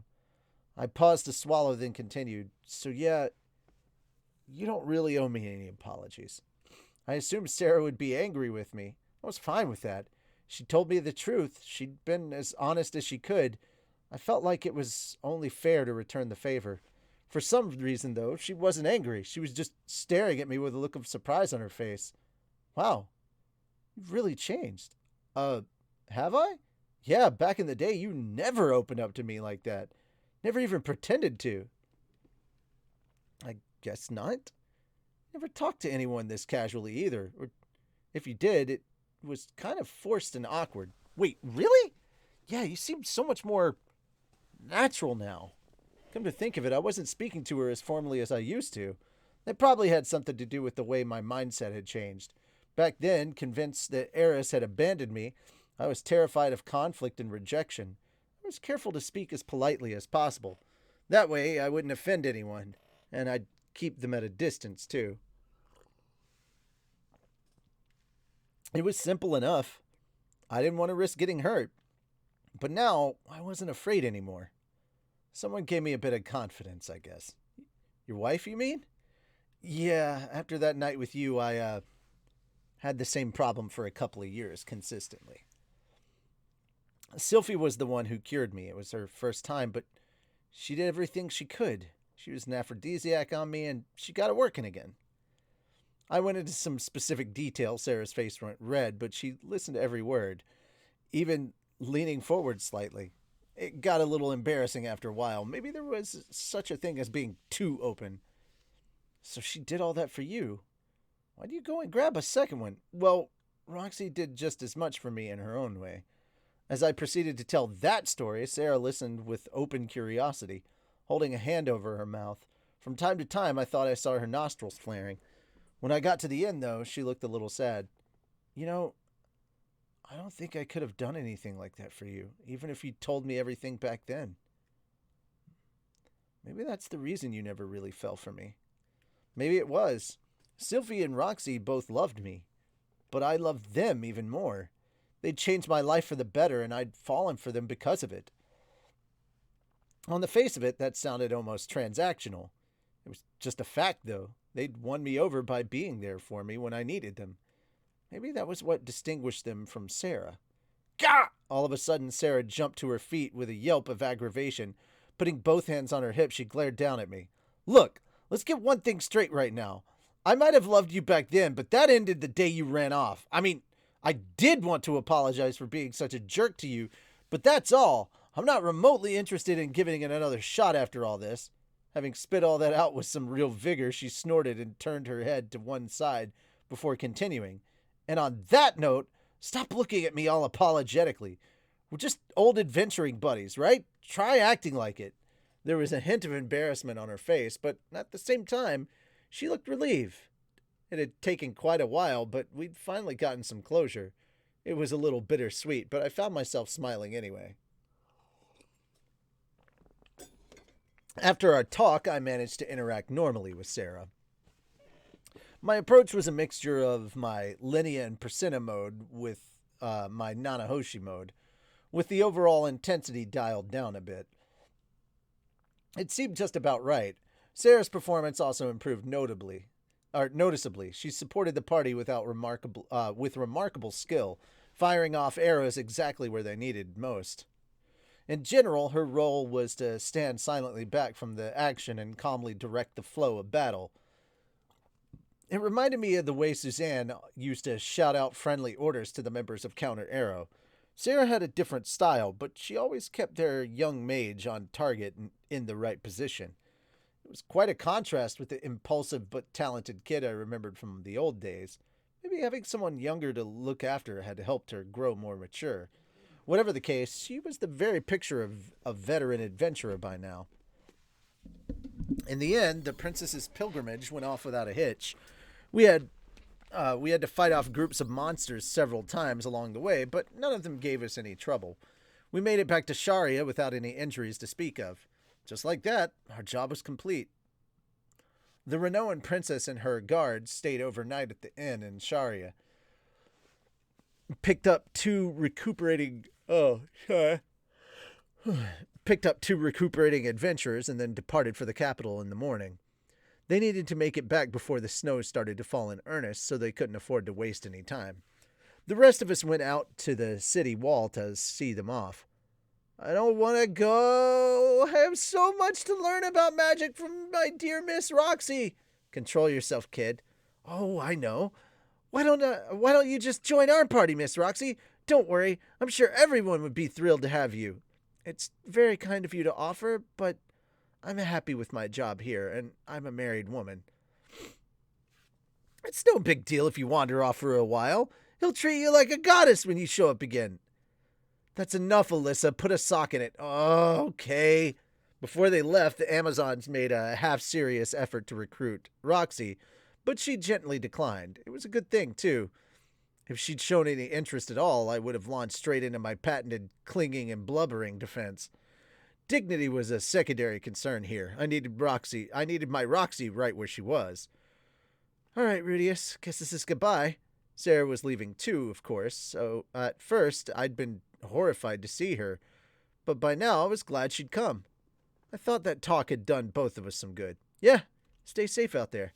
You take care of yourself too. Don't make your wives cry, all right? Well, I'll do my best.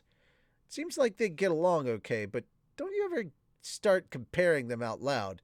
If you put one of them down to compliment the other, they'll remember it forever. Oh, yeah, okay, I'll make a mental note of that. You'd better. See you around. With that, Sarah punched me lightly in the chest and walked off. Pretty casual as farewells go. Sylphie and Roxy and I stood just outside the city walls for a while, watching as the party made it down the road. Just as they disappeared from my view, Sylphie finally spoke up. Rudy, are you sure you want to let her go like that? What do you mean? I mean, used to be in love with her, right? Oh my, it seems there's been a slight misunderstanding here, Miss Sylphiette. Nah, we weren't in love. We were a little awkward and confused together, that's all. Okay. Looking somewhat less than convinced, Sylphie leaned over to study my face. Tell me something, Rudy. What is your type, anyway? Roxy's ears perked up at this, and she drew in as close as well.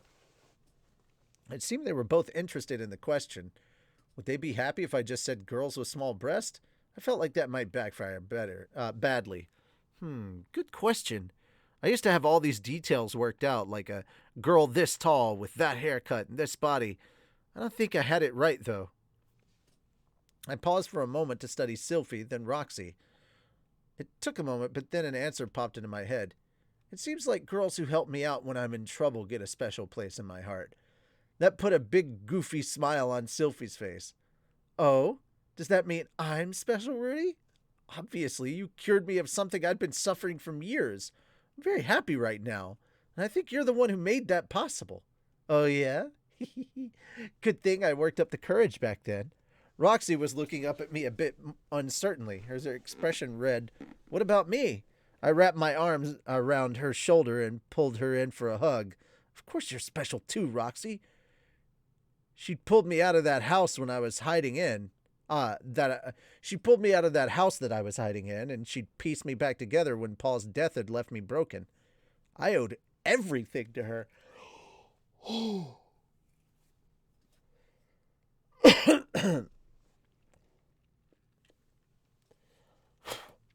Anyway, I guess that means there aren't many special girls out there for me.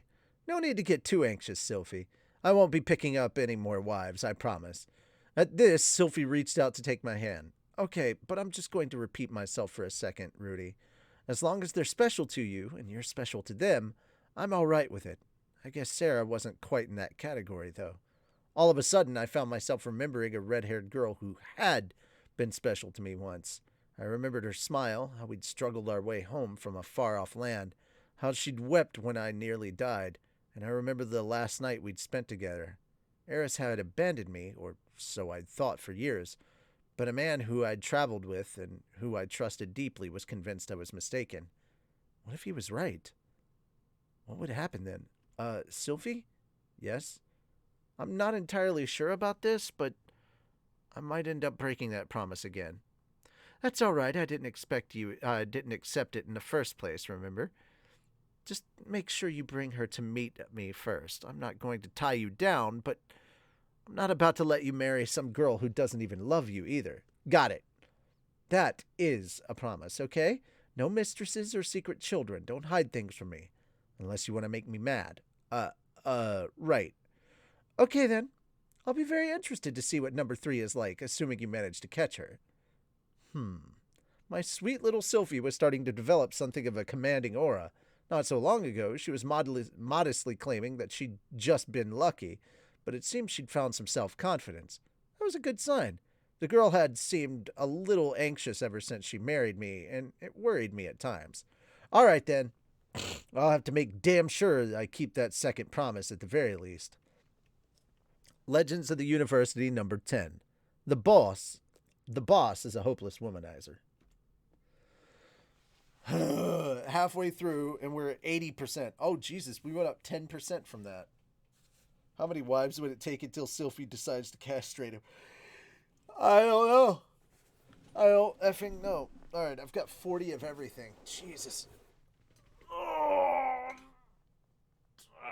I knew it was going to happen by the time we got through this chapter. I just knew it was. That's kind of just how it goes.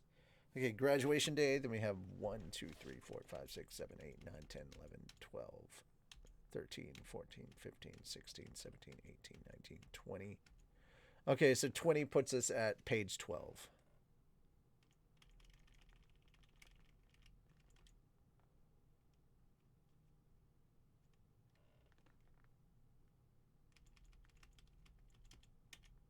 Okay.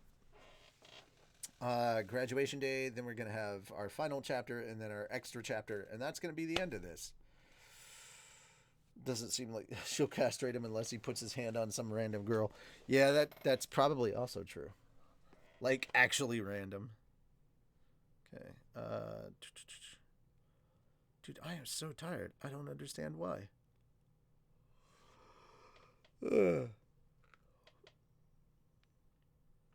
Nice. Okay. I'm almost at 70%.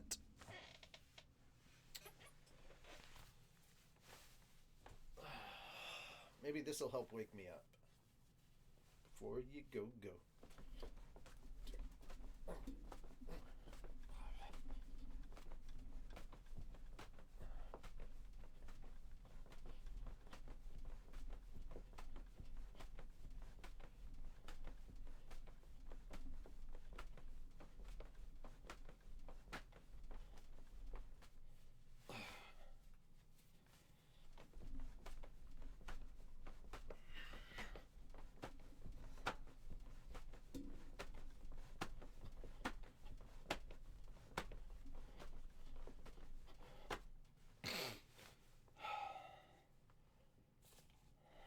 Okay, there's 40 jumping jacks.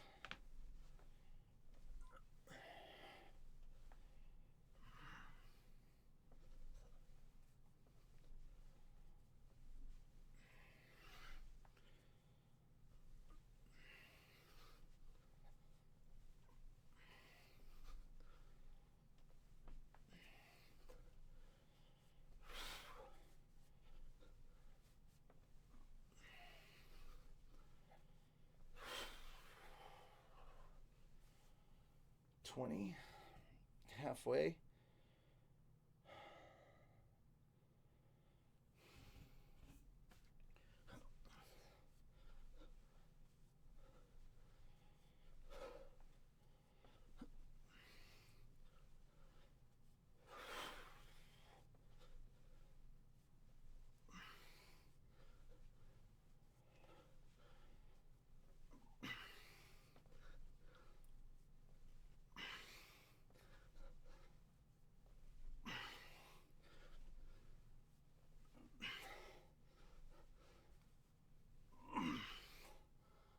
There's 40.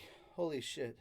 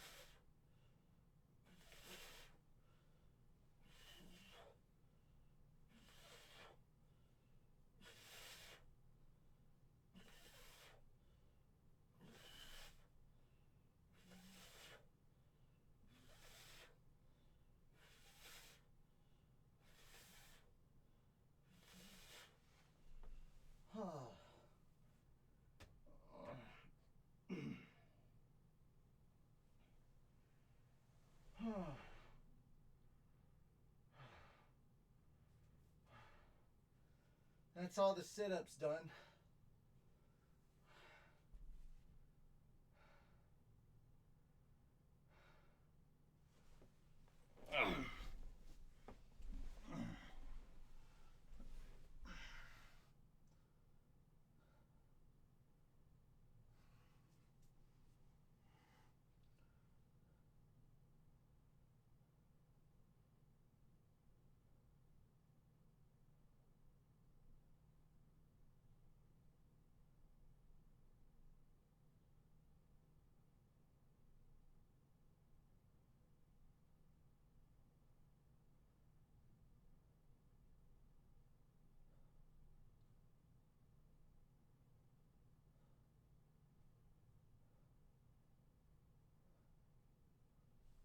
Okay.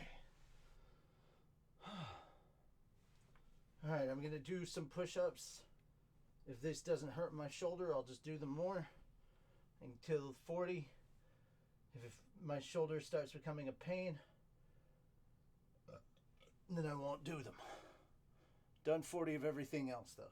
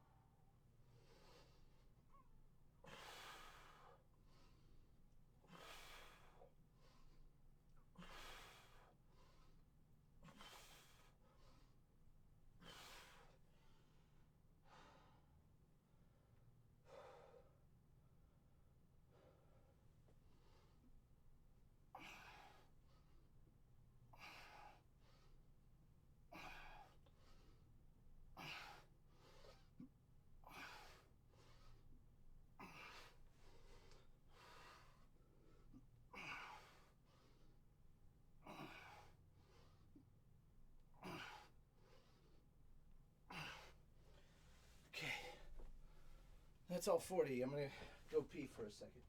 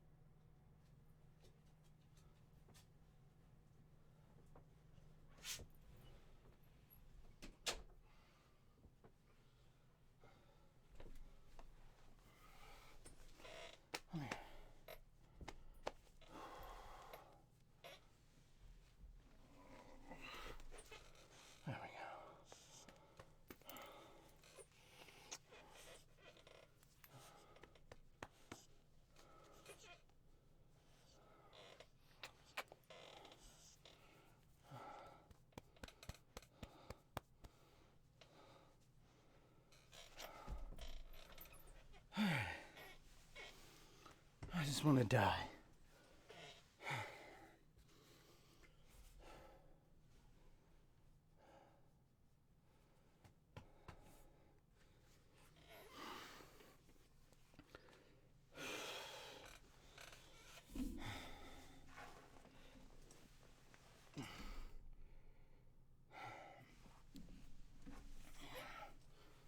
All right. I got all that stuff taken care of.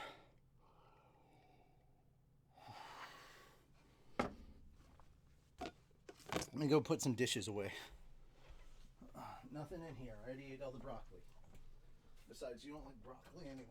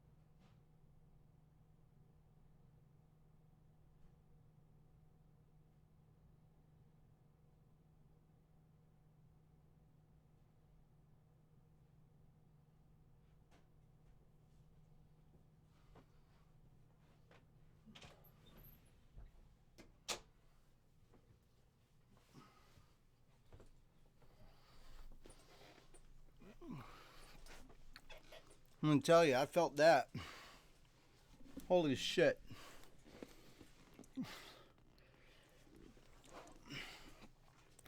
I absolutely felt those exercises.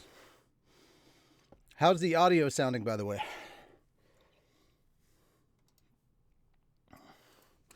Let me hear for myself.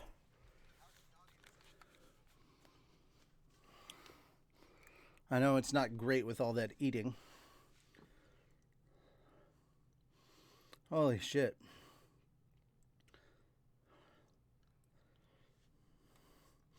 Okay, yeah, it sounds pretty good.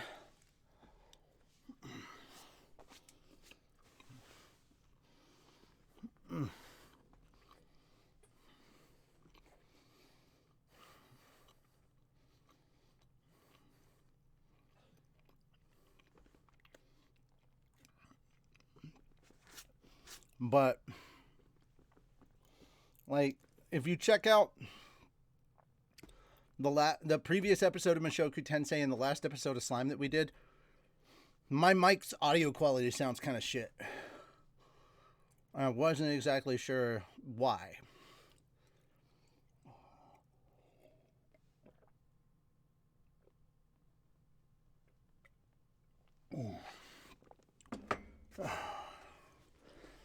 I didn't know if it was like maybe the filters I'd been putting on or whatnot. But yeah. Okay. Holy shit.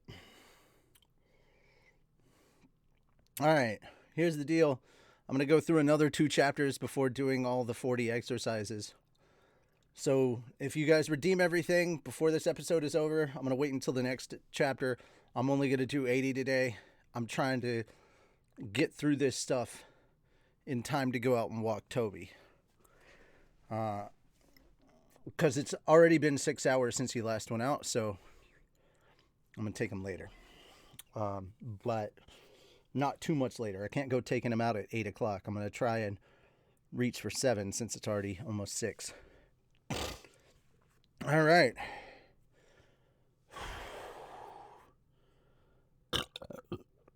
Pardon me. Chapter 11, Graduation Day. I still have not caught my breath. Jesus.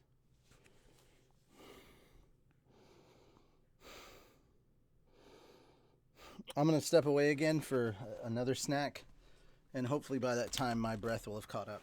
That's the biggest reason why I don't like this setup of exercises, is because it takes so long for me to get my breath.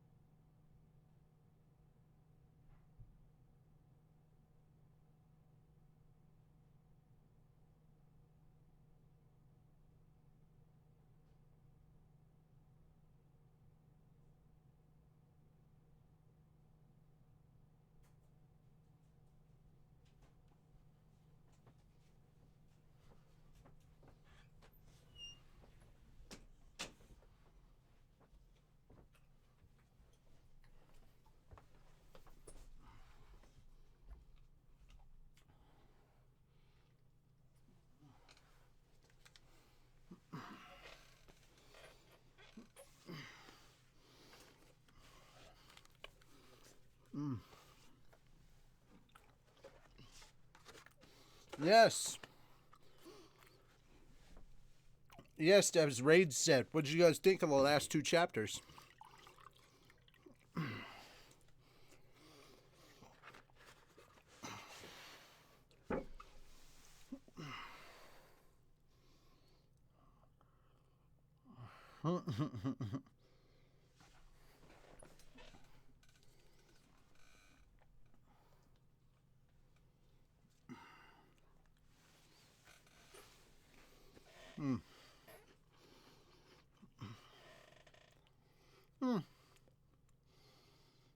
That is a good point, saying. That is indeed a good point.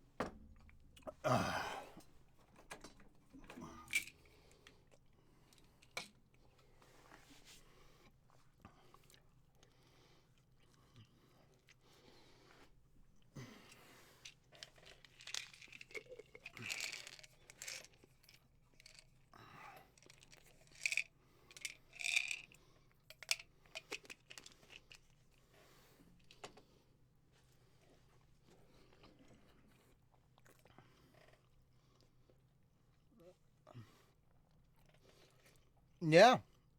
To see Zenith making progress was kind of awesome.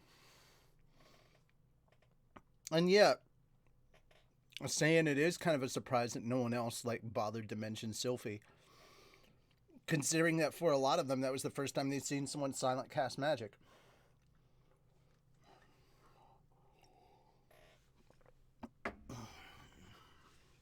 I guess you could say that Sylphie, aka Silent Fits, well, maybe they'd explained it beforehand about Silent Fits, but also she's not part of their.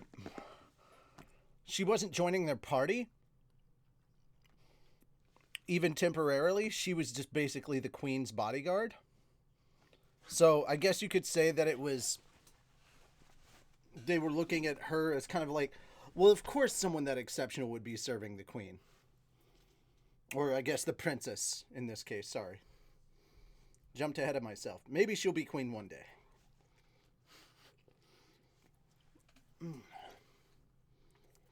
Mm-hmm. Mm-hmm.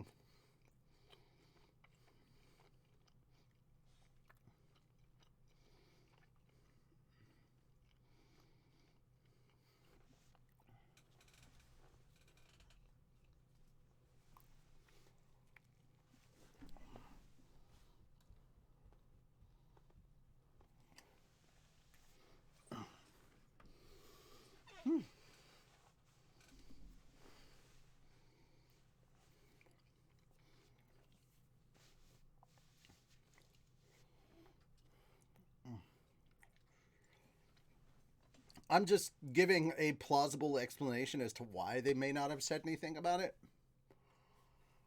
Like, from their point of view, here's the thing. They don't necessarily know that. So from their point of view, they're like, oh, the rich do really have everything.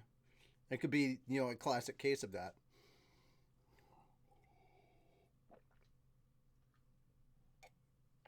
Because let's be honest, how much are um, adventurers like them around royalty?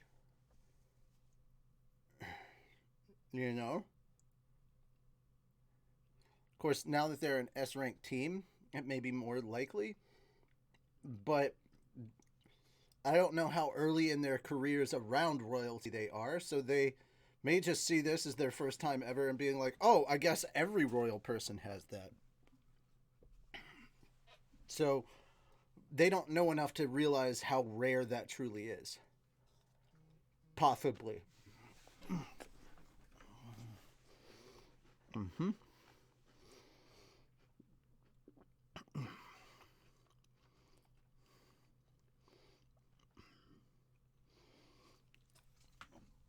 Okay, so about 40 minutes.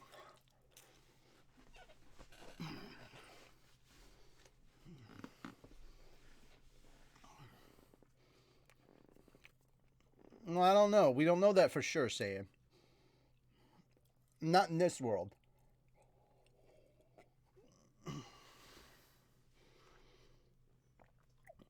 Also,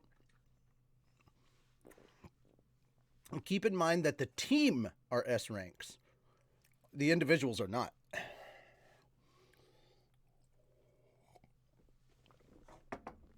I mean, technically, Rudius was an A rank, but honestly, he should be an S rank adventurer on his own. Not something that he joined, but he was in a team of S ranks for a while. But yeah. I don't think he actually cared about climbing to S rank anyway. All right. Adventuring was never like his goal. But anyway, let's continue on. Chapter 11, Graduation Day. Really? Am I still trying to catch my breath? All right. Not long after Sarah left the city of Sharia, winter began in earnest, and I turned 18. My research was coming along steadily, and I managed to complete my requirements for the year at the university. I'd be a fourth-year student soon. Everything was going well. Annalise, on the other hand, was going to have to repeat the year. Unlike me, she was a general student, and her 6-month leave of absence had left her hopelessly behind. She didn't seem to bother her. This didn't seem to bother her at all, but I felt a little guilty about it. She might be helping my family out. She'd been helping my family out after all.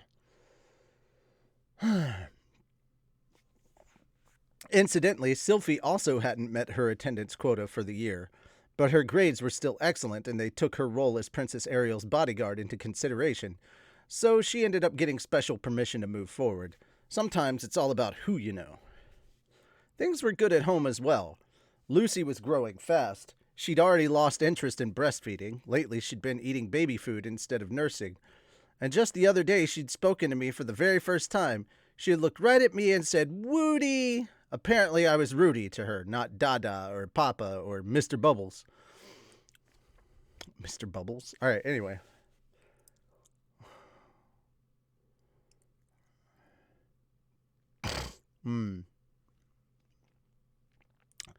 She was calling Sylphie Mama, but that's because Sylphie had deliberately taught the word to her. Perhaps I could do the same and change my name to Papa. There's no need to rush these things. Okay, dude, no, you gotta strike while the iron's hot.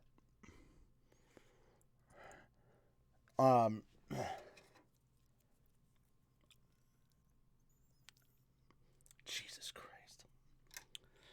She was still a baby. Once she got a little bigger, I'd teach her to call me Father Dearest. That's never gonna happen. Anyway, wasn't it a little crazy that she was talking already? Maybe we had a little genius on our hands. I know, it's perfectly normal. Some kids start early, some take a little longer. Sylphie and Lilia had been speaking to her constantly, too. That probably had something to do with it. But look, when you see your kids start to talk, it just feels amazing, okay? There were some downsides, of course. Once she got even bigger, she'd start saying stuff like, "Don't wash my underwear, that's Dad's." Oh, no, "Don't wash my underwear with Dad's."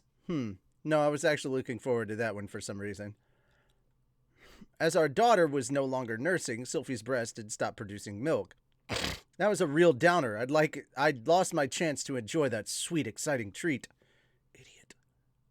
They'd also returned to their normal, smaller size. I like them just fine that way, of course, but it felt like that moment when the timer runs out on the bonus stage. On a different note, we also ended our contract with Suzanne, since we didn't need a wet nurse anymore. Still, I was going to try and stay in touch with her. She'd taken good care of my baby, and she'd helped me out back in the day. I wanted to repay her kindness if I could. Maybe I could look out for her kids if they enrolled in the university. It did seem likely that I'd graduate before that happened, but I could always ask Norn to keep an eye on them for me. Norn and Aisha were in good spirits lately as well. They were always checking in on Lucy and cooing about how cute she was. The kid probably felt more like a little sister to them than anything else. At one point, I overheard them talking by the stairs. From the sound of things, they decided not to fight in front of Lucy. They seemed to have several other plans worked out as well. They probably wanted her to look up to them. Lately, I hadn't seen them squabbling the way they used to. I guess some kids try to act more grown up when they've got someone younger than them in the house. It was nice and unexpected. Side effect of Lucy's arrival. Roxy's first year as a faculty member seemed to be going smoothly too. I'd noticed a few general students looking at her in awe recently. Perhaps they were starting to understand her greatness, at least partially. My intention was to forcibly re-educate anyone who dared to mock her, but it sounded like the kids in her classes were listening respectfully. Hopefully it would stay that way. Zenith's routine was the same as always. When Norn was around, they'd eat meals together, and when Aisha was in the garden, they'd pull weeds together. Sometimes she'd squeeze Lucy's fingers gently and smile at her. That was the one big change. After Norn and Aisha's birthday party, Zenith had started smiling on a regular basis. Her smiles were small and subtle, but everyone recognized them for what they were. She still wasn't speaking, and her facial expressions remained very limited, but I wanted to believe she was making progress toward a recovery.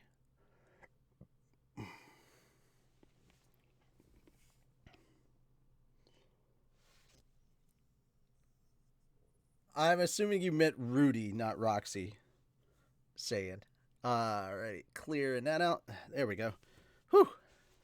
Today was graduation day. The university held its entrance ceremonies out on the campus, but the graduation ones were held inside. They installed a big stage in some massive auditorium I'd never set foot in before, where the seventh year students would receive their diplomas one by one. In total, there were only about 500 people graduating today.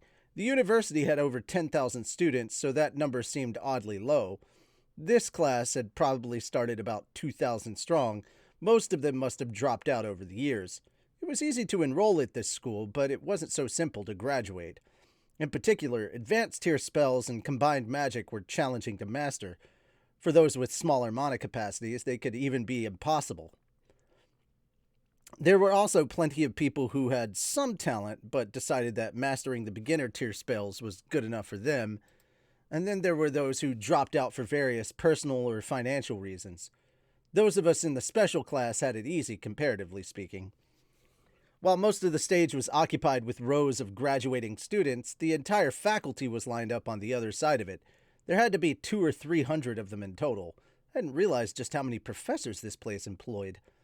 That did explain why they had a whole separate building for the faculty offices, though. It was easy to spot Roxy in the crowd. She was the single shortest faculty member. Even at a distance, I could see that her eyes were shining with excitement. Incidentally, the general student body had today off. Kids in the other years weren't obligated to show up for this event, or the entrance ceremony for the freshmen. Oh, sweet foods, but she hates being treated as a kid. Yeah, there you go. All right. In fact, they needed special permission to attend. Participating in these was supposed to be an honor that you had to earn. I was sitting on the edge of the student council's reserved seating area. All of the council's members were here. Ariel, Luke, the two royal attendants, and 4 other people whose faces I recognized. And Sylphie, too, of course.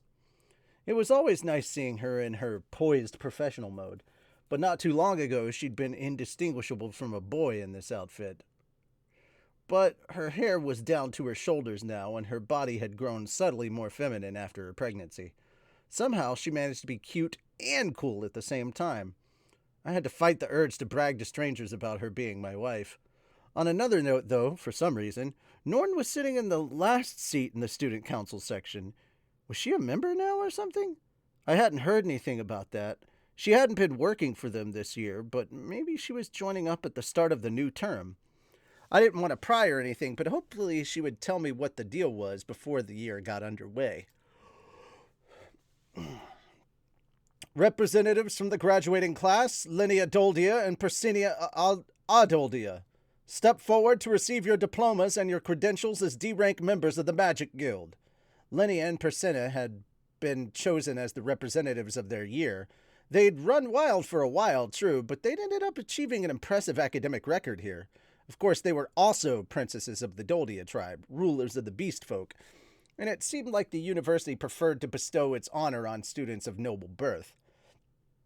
When they had a commoner and a noble with comparable records, they'd pick the noble as the representative. It was a way to curry favor with the powerful people without causing any real problems. I assumed things would go differently if a commoner were the best student of the year by far, but it was hard to say. Roxy had been an excellent student in her day, and they hadn't given her this honor. I had no way of knowing just how skilled she was back then, but it sounded like she was already capable of using saint-tier magic, and they still handed the role to someone else.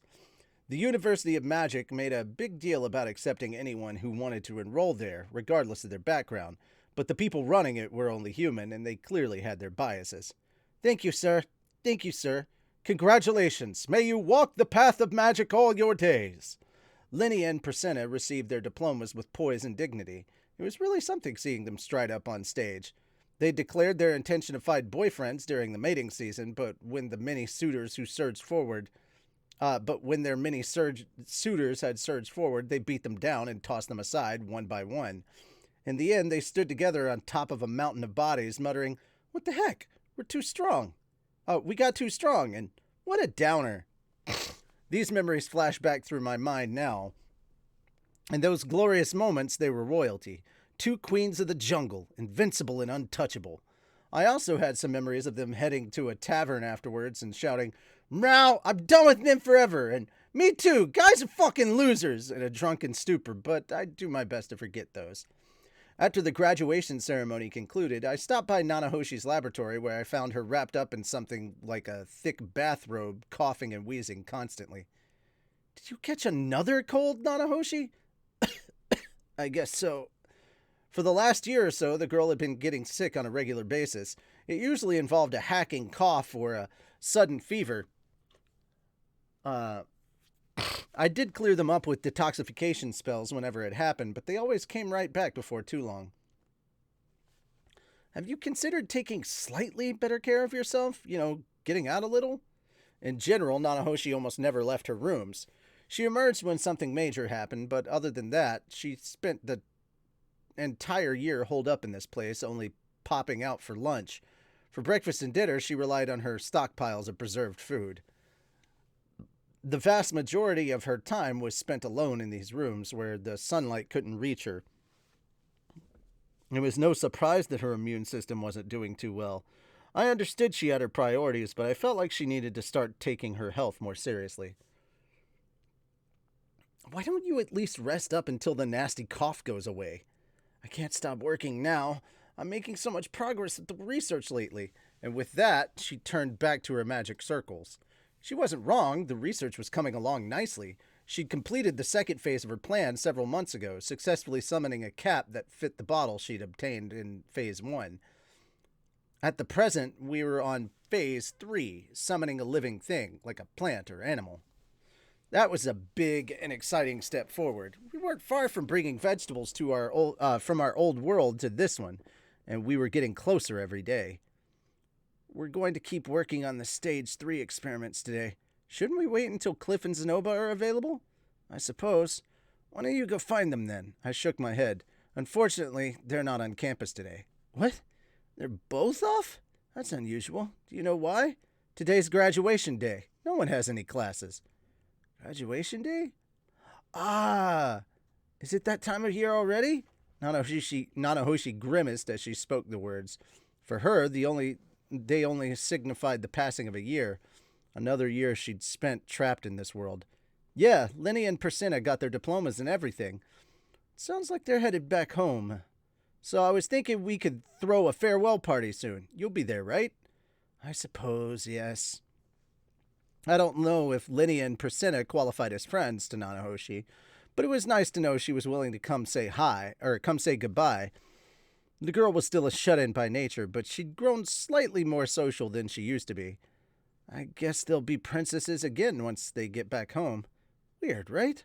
They certainly don't look the part. Can't disagree with that. I was a bit worried about the future of the Doldia tribe, to be perfectly honest. Hopefully they had enough competent people to keep things running if they ended up with a moron for a leader. Just as I was pondering this, though, there was a knock at the door. Come in?" "Pardon me."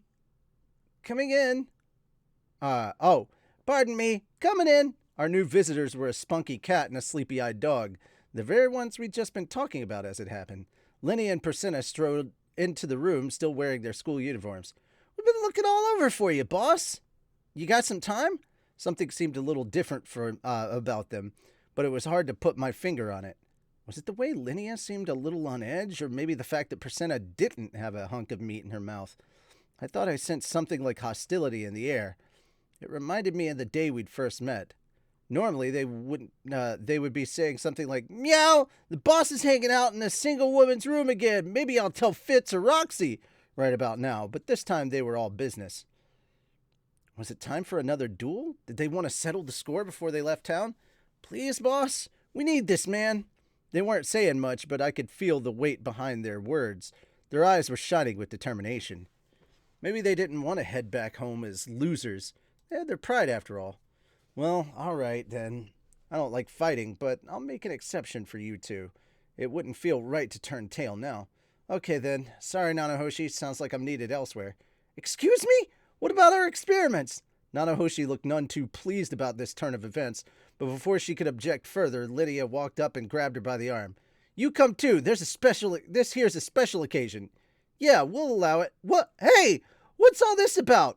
It seemed they wanted Nanahoshi to serve as a witness to our duel or something, but not the best choice considering she rarely talked to anyone. But these weren't the kind to think stuff through that thoroughly.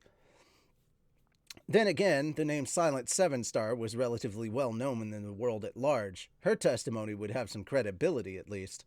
The four of us made our way to a spot midway between the dorms and Nanahoshi's building. There was a forest on one side and a road and piles of snow everywhere. It was unlikely we'd be spotted from a distance. "Let's do it here," said Linnea, coming to a halt. "Really takes me back, man," murmured Priscilla with a nod. This was the very spot where Zenoba and I ambushed and kidnapped the two of them several years ago. It was the place where I'd found them for the first time. In other words, felt like an appropriate choice of venue. Linnea and Priscilla were standing in front of me now. They were facing each other about 10 paces apart. For some reason, they weren't looking in my direction. "Huh?" "Boss, Nanahoshi, we want the two of you to watch this carefully." What are we watching?" "Linnea and I are going to find out which of us is stronger." "Oh, they were dueling each other? And why are you doing that?" Nanahoshi asked, a bit exasperated.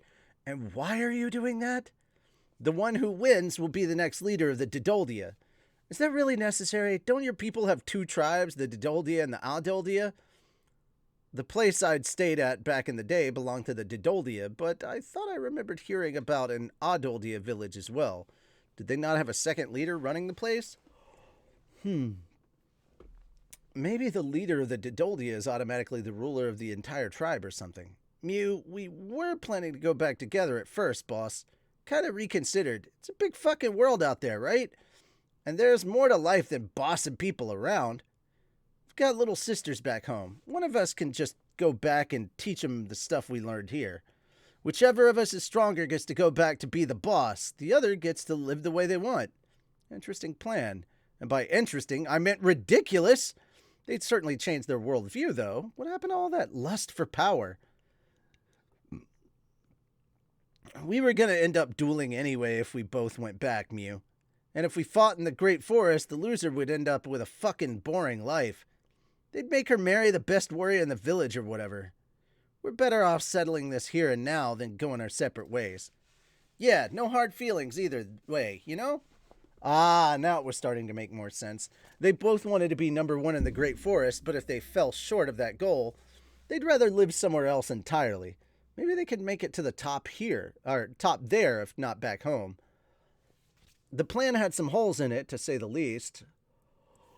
I was dying to ask a few basic questions, such as, do you guys really get to make this decision yourselves without talking to your folks back home? At the end of the day, though, it wasn't my place to dissuade them. They'd clearly put a lot of thought into this, and I could understand their desire to control their own destinies. "Okay, I get it. I won't interfere or anything. Have at it, girls." "What? You're going to help them with their fight? Are you sure about this?" said Nanahoshi, her tone disapproving. "That's fine. They're gonna fight anyway, whether I'm watching or not. From what I could tell, Linnea and Priscilla were evenly matched. Unless they had someone to judge the outcome of the fight, there was a chance it might not produce a clear victor. Worse, they might overdo it and get themselves hurt. Our presence as spectators was a necessary precaution."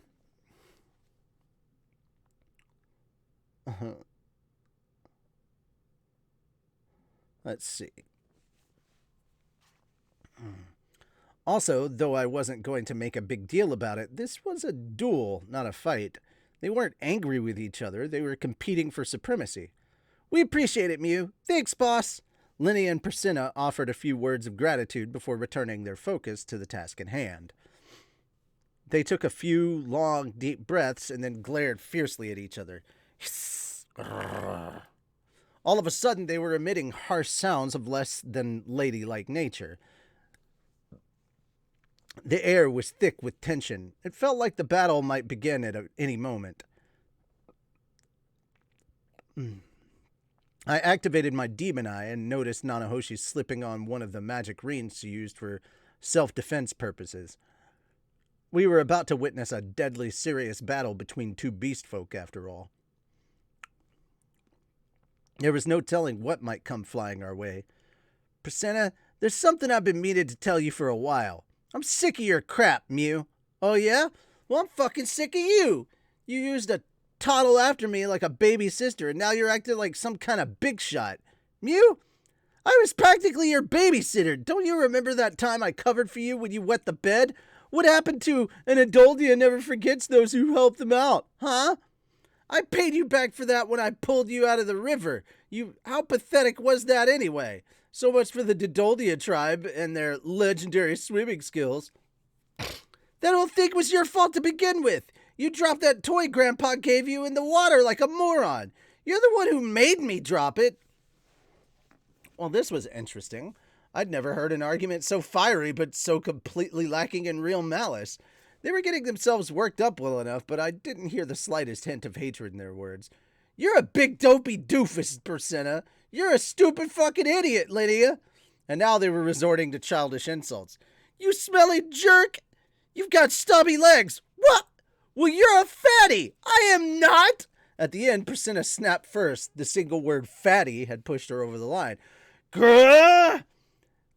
She leapt forward at Lilia, pulling back her fist to strike a mighty blow. Lilia reacted with all the agility of a panther, lashing out with her own fist. Good, and they ended up hitting each other with a double cross counter. This is so stupid, and I love it. I am absolutely here for it. There's that dumbness. There it is. It's right there.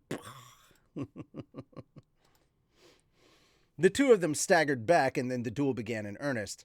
Oh my! Priscilla charges fiercely forward, but Lydia sidesteps it cleanly. Priscilla's driving at her like a tank, but she wards her off. Lydia's keeping up the hit-and-run tactics, folks. Priscilla's hot on her tail. Priscilla has the edge in power, and her opponent's just a little faster. If it comes down to a slugging match, Lydia's got no chance, but power isn't the only thing that counts. You've got to catch her first, or your strength is useless. Look at that footwork, a beautiful jab, and another, and a straight. Wow, Priscilla just shrugs them off. Lydia can't get in close enough. She's one step too far out. Oh my, what a brutal right straight from Priscilla. Lord have mercy. Lydia staggers back. She felt that one, ladies and gentlemen, and Priscilla won't let up. What now, Lydia? Do you run for it? No! No, she stands her ground! A left jab! And another! Oh, that's a sharp one! Priscilla's taking some hits here. Lydia's a tenacious boxer in her own right. She might not have Priscilla's power, but she's done running. Priscilla flinches back, and yet her eyes are glimmering. She's a bloodhound, folks, and she's got her prey on the ropes. Lydia lashes out with her right as Priscilla steps forward. Oh my God, will you look at all that blood? Did Lydia just slash her with a knife? No, it was her claws. She extended her claws and scratched Priscilla as that punch landed. It's the deadly kitty punch, honed to perfection. And it's legal, folks. There's no holds bar in this brawl. Lydia punches and smashes, punches and slashes. It's a barrage from both sides. She's got Priscilla grimacing now. This is a whole new kind of pain, and she wasn't expecting it. Good Lord, Lydia just tore a big rip in her uniform. We're in the wardrobe malfunction territory here. We might have to cut to commercial, folks. Oh my, Priscilla's going for it anyway. She doesn't care. She's a boxer now, not a bashful teenager. Bam! She slams a right hook into Lydia's body. You can see the agony on her face. Is this it? Is Priscilla gonna finish it? If this is no holds bar, why aren't they using any magic? Not who she asked. Ah, good question. When Priscilla turned this into a melee brawl at the very start, it made their magic all but irrelevant. They're not giving each other the time they need to complete an incantation. Sylvie and I could still throw a few silent spells in this situation, but these two are fighters by nature. And with all this strenuous exercise, it would be hard for them to say a single word right now. Can a marathon runner hope to recite a poem as long as they jog the road? As they jog along the road? No, it wouldn't be. Okay, I get it. Sorry for interrupting you like that. You can keep going now. Lydia, stop moving entirely. It's an infight now, folks. They're trading blow for blow. Is all hope lost? Persinna's punches have neutralized Lydia's speed. She can't play hit and run game anymore. Has the butterfly lost her wings? Has she fallen helplessly into the jaws of her foe? No, it's not over yet. She's dodging the punches, folks. She's actually dodging them with her cat-like reflexes. She ducks and weaves with her finely honed technique. She slips and rolls. She hasn't taken a solid hit yet. And now the counter. A brutal kitty punch. A spray of blood and caught Persinna's cheek and sent her leaping backwards. Lydia steps forward to press her advantage. Oh my, a Brazilian high kick! She wants to knock that girl out. Oh, Persinna lunges forward. She throws herself into the attack. My God, she bit Lydia's leg. She bit it as it swung toward her neck. She's an attack dog, folks. She's a beast. She's a wolf. Her fists aren't her only weapon.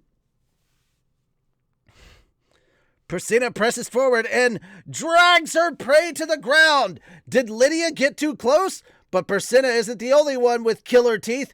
She's biting right back. Just look at those chompers. It's a wrestling match now, and it's only going to get more vicious.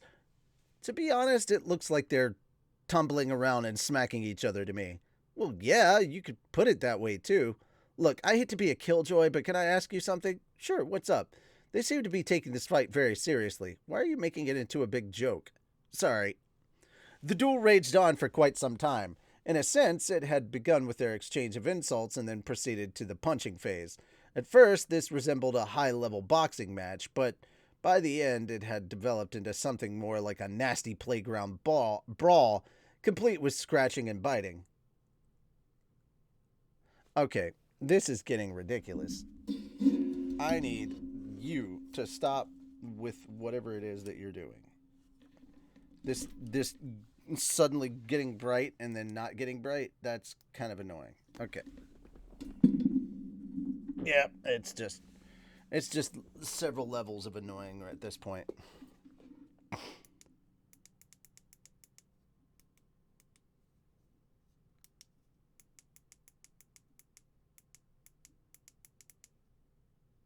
Okay.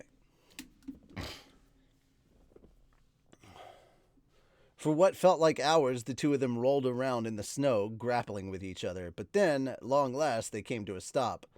Only one of them rose to her feet. I fucking did it! It was Persinna. She was covered from head to toe in scratches, bites, and bruises. Her clothes were ragged, wet with snow, and stained with blood. Some of her injuries were still bleeding. It was an awe-inspiring sight. This was a woman who'd fought for her life and emerged triumphant. Persinna glanced down at her fallen foe and looked conflicted for a moment, but then she turned her face aside haughtily. A moment later, she staggered her way over toward us. I'm the winner, boss. Yeah, congratulations. Sit down for a second, all right? I'll heal you up. I reached out to touch an open wound on her shoulder, but she slapped my hand away. Thanks, but no thanks. These are scars of honor. I'd rather keep 'em. Oh, right. Scars of honor, huh? They really had been deadly serious about this. I felt a little ashamed for casually assuming nobody would get hurt here. I don't know if I'll ever see Linnea again, you know? At least I'll have these to remember her by. Well, are you gonna stick together until you leave town at least? No, we're going our separate ways right here and now. Got our bags all packed and everything. They must have agreed on that beforehand. This is where their paths would diverge, so it might as well be the place where they said goodbye. There was some poetry to that. Seemed like I'd have to cancel my plans for a farewell party. It would ruin the whole thing. Make sure to get someone to patch you up, all right? Even if it's not a mage. Yeah, I know. With that, Persinna staggered off in the direction of the dorms. As I looked, Nanahoshi ran up to join her. She draped her jacket over Persinna's shoulders, and they set off together with Persinna leaning on her for support. The girl did have a kind side. Now then, I walked over to where Linnea was lying and studied her from above. You alive? She wasn't unconscious or anything, just staring up at the sky with an absent-minded look on her face. Yeah, she said after a moment. I guess so. The girl looked just as bad as Persenna, if not worse. Her clothes were ripped and ragged, one of her shoulders was bleeding profusely, staining the snow red, and her face was swelling up from all the punches she'd taken. There was some blood trickling from her mouth as well. Felt like it was probably from a cut inside it, rather than any internal injuries. You don't look so hot, you know. Don't feel too hot either. On closer examination, I realized that Linnea's clothing was no longer adequately hiding certain parts of her anatomy. I took off my coat and placed it over her. Didn't want myself getting distracted here. It was a bit chilly out here without it. Hopefully Nanahoshi wasn't going to make her cold worse. Thanks, boss. Linnea slowly, shakily moved her arms upward and joined her hands behind her head. She crossed her legs as well. It almost looked like she was lounging on a sofa instead of a dirty pile of snow. Man, guess I lost, Mew. Her words floated up into the air as a cloud of vapor, then dissipated. It was a hell of a fight, though, I offered. Give me a break, boss. I heard your whole running commentary. Sounded like you were really enjoying yourself. Fair enough. Maybe I hadn't taken this too seriously. Still, their match was exciting to watch. It was kind of like a really vicious catfight, maybe? Or a passionate struggle between two desperate title contenders? Let's try to avoid the boxing metaphors, actually. It would probably just piss her off. At least I gave you some laughs to remember me by, huh? Sorry, I feel kind of bad now. It's fine. I'm sure it just looked like a crazy brawl from the sidelines, yeah? And having fun is what life's all about. As she spoke those words, Linnea grimaced. She turned to lick at a nasty cut on her arm. You want to pass on that healing magic too? I asked cautiously. Well, I don't like carrying around reminders of my defeats, to be honest, but yeah, I guess I'll make an exception for these. Maybe I'll be able to brag about them a couple years down the line. I'd left a few scars on Beastfolk warriors myself over the years. Wondered if any of them showed those off proudly. Linnea fell silent and stared up at the sky. I looked up as well. It was a gray one today, a typical Northern Territory sky. We'd be getting more snow tonight, no doubt. What are you planning to do with yourself now, Linnea? What do you mean? Well, you said something about living the way you want to. Do you have anything in mind? Yeah, sure. Figure I'll travel around for a while, then start up my own store. It was very hard to imagine Linnea running a small business successfully. I could see her as an adventurer, maybe, but I hope you have an actual plan worked out. Of course I do! Well, she sounded confident, at least. Maybe she'd be okay if she had a plan. I wasn't feeling too reassured. I had this gut feeling she was going to blunder along with a bunch of half-assed ideas and land herself in deep trouble. Way I figure, I'll be rolling in money in 5 years or so. Well, okay. You can always come to me for help if you need to, just so you know. Once I hit it big, I'll let you borrow money from me. Despite the fact that she'd just lost the most important duel of her life, Linnea didn't seem too depressed. Maybe she was happy to be free of her responsibilities to the Doldia tribe, at least for now. Maybe she was just putting on a brave face on things. Either way, it looked like she'd accepted that one chapter of her life and it had reached its end. Linnea and Persenna didn't say their farewells to the other. They headed straight back to the dorm after the duel, one a bit later than the other. There, they disinfected and bandaged their wounds, grabbed their bags, and left the campus at different times. I saw Linnea off, and Nanahoshi did the same for Persenna. Neither of them were particularly chatty. They asked us to say goodbye to Zenobin Cliff for them, but that was about it. Our friends would probably be a bit sad that they'd missed their chance to return the favor. Persenna was presumably headed straight back to the Great Forest, where she'd trained thoroughly to assume the leadership of the tribe. Linnea's future was more uncertain, but I wanted to believe she'd find her own path forward. It seemed like they were resigned to never see each other again. That was a real shame, considering how close they'd been. Still, I couldn't help admiring their resolve and determination.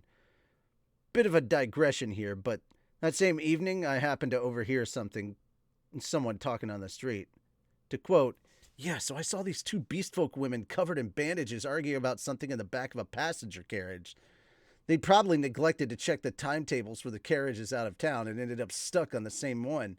So much for their dramatic parting of ways. Legends of the University, Number 11. The boss always settles his scores. All right, on to Chapter 12. Chapter 12, Phase 4. Hey, 87%, we're moving. Several days after the graduation ceremony, I was back at work. There was a large magic circle spread out before my eyes. At a glance, it almost looked like it was printed on a slab of stone. The slab, however, was actually composed of over 100 sheets of oversized paper stacked on top of each other. Each individual page was covered with another portion of the overall design. A wooden frame kept everything fixed snugly in place. There were magic circles carved into its surface as well. It was no exaggeration to call this thing a full-fledged magical implement. Obviously, its creation had taken a significant amount of time. I'd helped out when I could, but for the most part it was entirely Nanahoshi's work. All right then, please begin. Nanahoshi was crouching across from me, looking down at her creation. Cliff and Zenoba flanked her on either side. They'd been helping us out with the research for some time now, so I'd asked them to come observe whether we were on the verge of a major breakthrough. Whenever we were on the verge of a major breakthrough. Wow, my brain is just all over the place tonight. Of course, their presence wasn't really a reward. They were here in case the experiment failed and Nanahoshi started thrashing around again. I wanted somewhere here to restrain her. And help me console her afterward, for that matter. It was pretty effective to have someone of a different gender comfort you. Might not be a universal rule, but it was true in my experience at least. We could take her out to a nice tavern and give her lots of attention, bringing out the expensive champagne, that sort of thing. The three of us weren't exactly host club material, but it's the thought that counts, right? All that said, I was feeling confident about this one. Cliff had given the design sketches his stamp of approval, and thanks to the Zalif prosthesis, Zenoba was growing increasingly good at executing his sort of detail work. I didn't see any reason why we'd fail. Here goes nothing. I'm beginning to feed mana. Now! I placed my hand on the edge of the multi-layered magic circle. As soon as I pushed a little mana into it, I felt the thing begin to suck more and more out of me. It was no real surprise, but this thing was seriously greedy for power. I wasn't sure anyone other than me could have satisfied it. That did make sense, though. Sylphie had once told me that activating a single magic circle used about as much mana as casting an advanced spell. This thing was composed over 100 of those circles. Thanks to Cliff's assistance, we'd managed to make our design significantly more efficient. So it wasn't quite as thirsty as that might suggest, but it was still eating at least 20 times more mana than a normal magic circle would. It certainly takes a while, muttered Cliff. Maybe we can find a way to speed the... Shh! Nanahoshi hissed. My mana pulsed steadily into the tablet, like blood pumping from a heart, and as I fed more, it began to emit a noticeable glow. Nothing felt off. The mana was flowing smoothly through our creation. Slowly, the glowing, intricate circles began to change into color. Yellow, orange, blue, white. The pattern was distinctive and familiar. I'd seen flashes of light exactly like these right before the displacement incident. Crap, should I turn it off? Or should I stop? This thing might teleport all four of us into the middle of nowhere. And what if it's a bigger scale effect? Sylphie and Norn are on the campus today, aren't they? Wait, it might even take the entire city, and Lucy along with it. On the other hand, it didn't feel like anything too dramatic was about to happen, and the magic circles we designed weren't capable of producing any such effects anyway.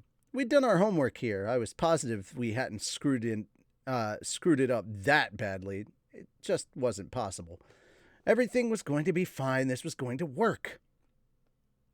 The light grew stronger and stronger, and then collapsed into a single point. In that moment, I heard a small thunk. My mana abruptly stopped flowing into the magic circle, and the circle stopped glowing as well. There was something green sitting in the circle's very center. Something green and black and round.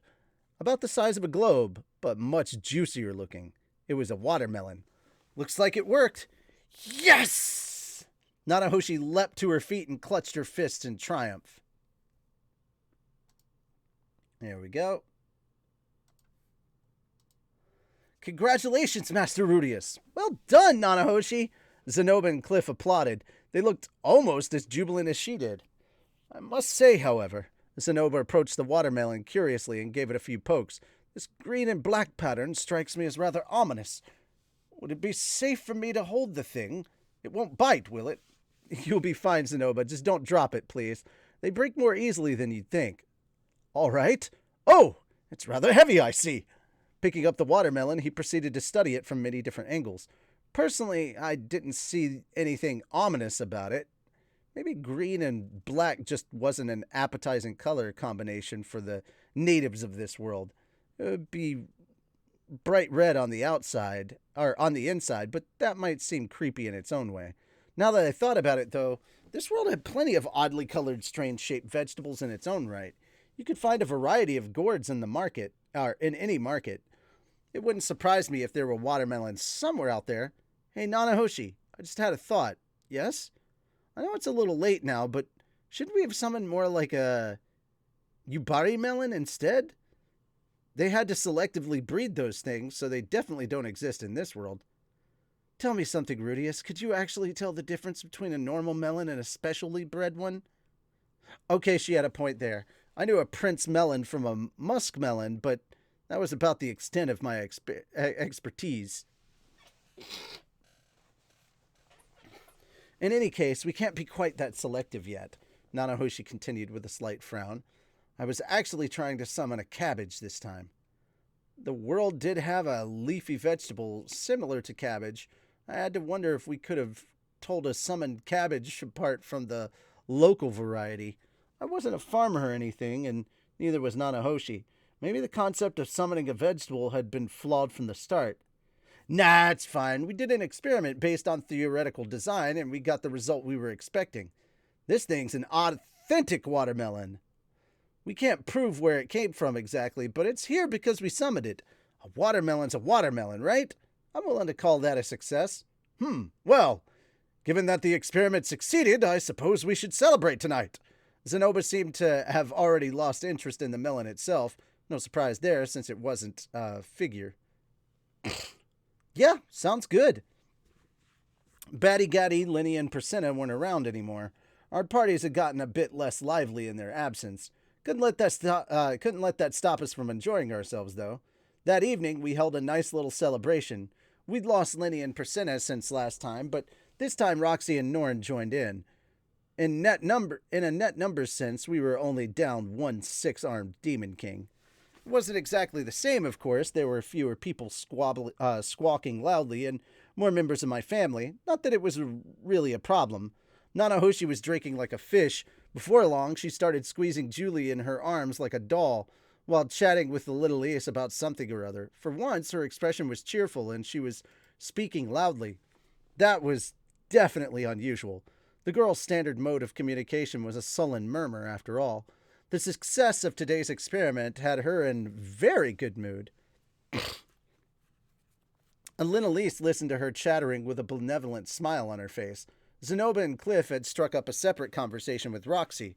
Judging from their serious expressions, it was probably about their research. Those three were workaholics, after all. Here you go, Rudy. Ah, thanks. Sylphie had parked herself next to me and was mostly just refilling my glass every time it got low. You not drinking tonight, Sylphie? Well, I get a little silly when I'm tipsy, you know. I was thinking I'd abstain. Oh, gotcha. We're not staying out tonight, after all. I want to make sure I can put Lucy to bed. Yeah, I totally understand.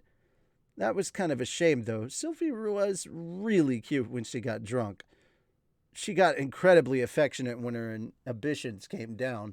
On the other hand, the whole being responsible thing was appealing in its own way. I had a good wife on my hands here. The two of us proceeded to engage in some mild public displays of affection, and after a while, Roxy came over to us. Do you mind letting me participate as well, Rudy? And what? Just pull back your chair a little, please. When I did, she hopped right into my lap. All of a sudden, I had the back of Roxy's neck right before my eyes and her bottom pressing on my thighs. How splendid! What bliss! I did feel a little over the... Oh, it did feel a little over the line, though. Are you drunk, Roxy? Asked Sylvie with a small, amused smile. Just a little. On closer examination, Roxy's face was a bit flushed. This was strange. As a general rule, she didn't drink much alcohol. Was this my chance to see her lose her self-control? Phew. Roxy leaned back to rest on my chest. I could feel the weight of her body and hear the beating of her heart. Oh, wow, I could totally see down her robe if I pulled it out a little. Okay, I really want to. Should I go for it? Wait, maybe I should wait until she's even drunker. Oh, that looks kind of nice. Rudy, let me try it later, okay? Of course, Sylvie. In fact, I was more than willing to let both of them on my lap at once. Let's see. I could give my right knee to Roxy and my left knee to Roxy and my right to Sylvie.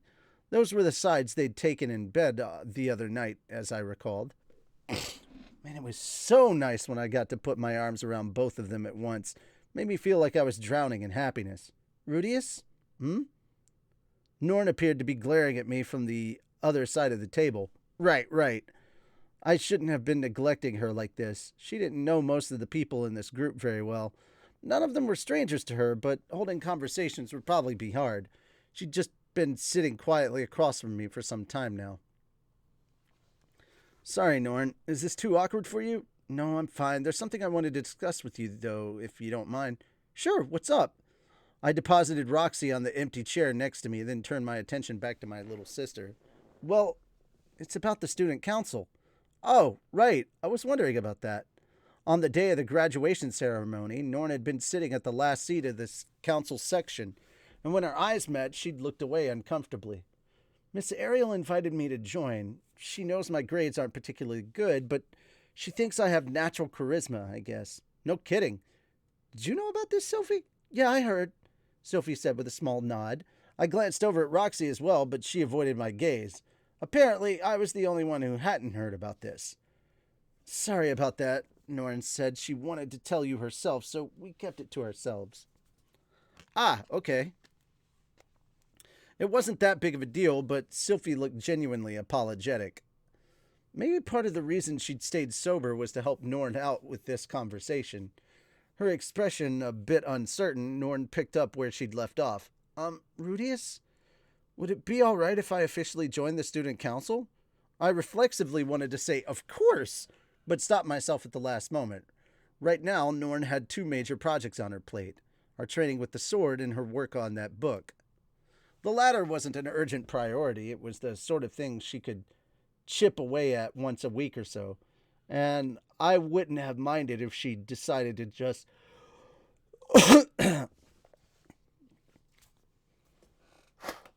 put it on hold for a couple of years, but her training was something she needed to keep up every single day.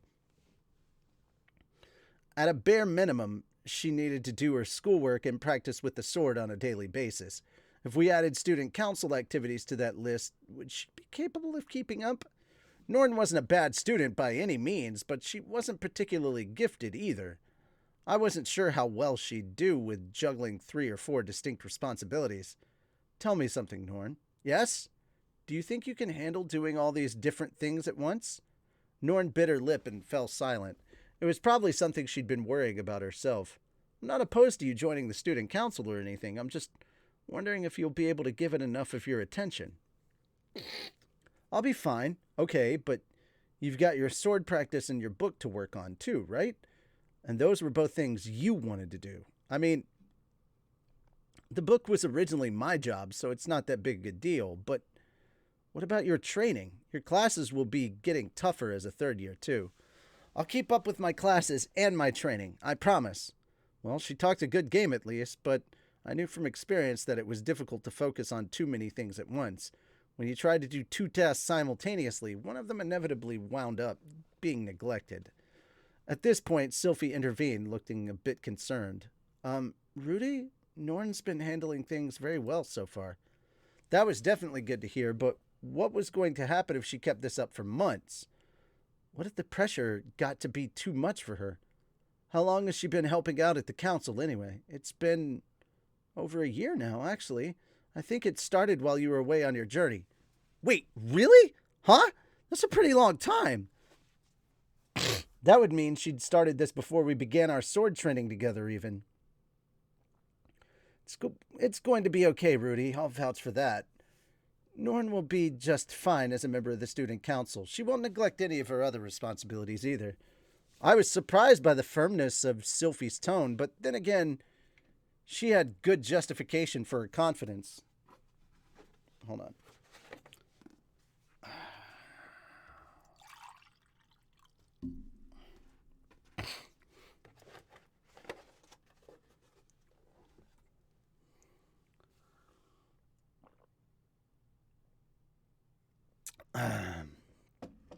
Norn was already managing to do all of this at once. I didn't see any reason to keep playing the devil's advocate. Well, wow. Sure sounds like you've been working hard, Norn. It made me really happy to know that she was out there trying her best, even when I wasn't around to keep an eye on her. There was this feeling in my chest that I couldn't quite find the words to describe. Warm and fuzzy, maybe? Okay, then. I'm not sure you really need my permission in the first place, but for what it's worth, you've got it. Good luck with the student council, Norn. Thank you, Rudius, said Norn cheerfully. I really appreciate it. In the end, it was all up to her now. It was all up to her how this turned out. Still, the grown-ups in her life had the responsibility to support her and cheer her on. I was more than willing to break out the pom-poms for her.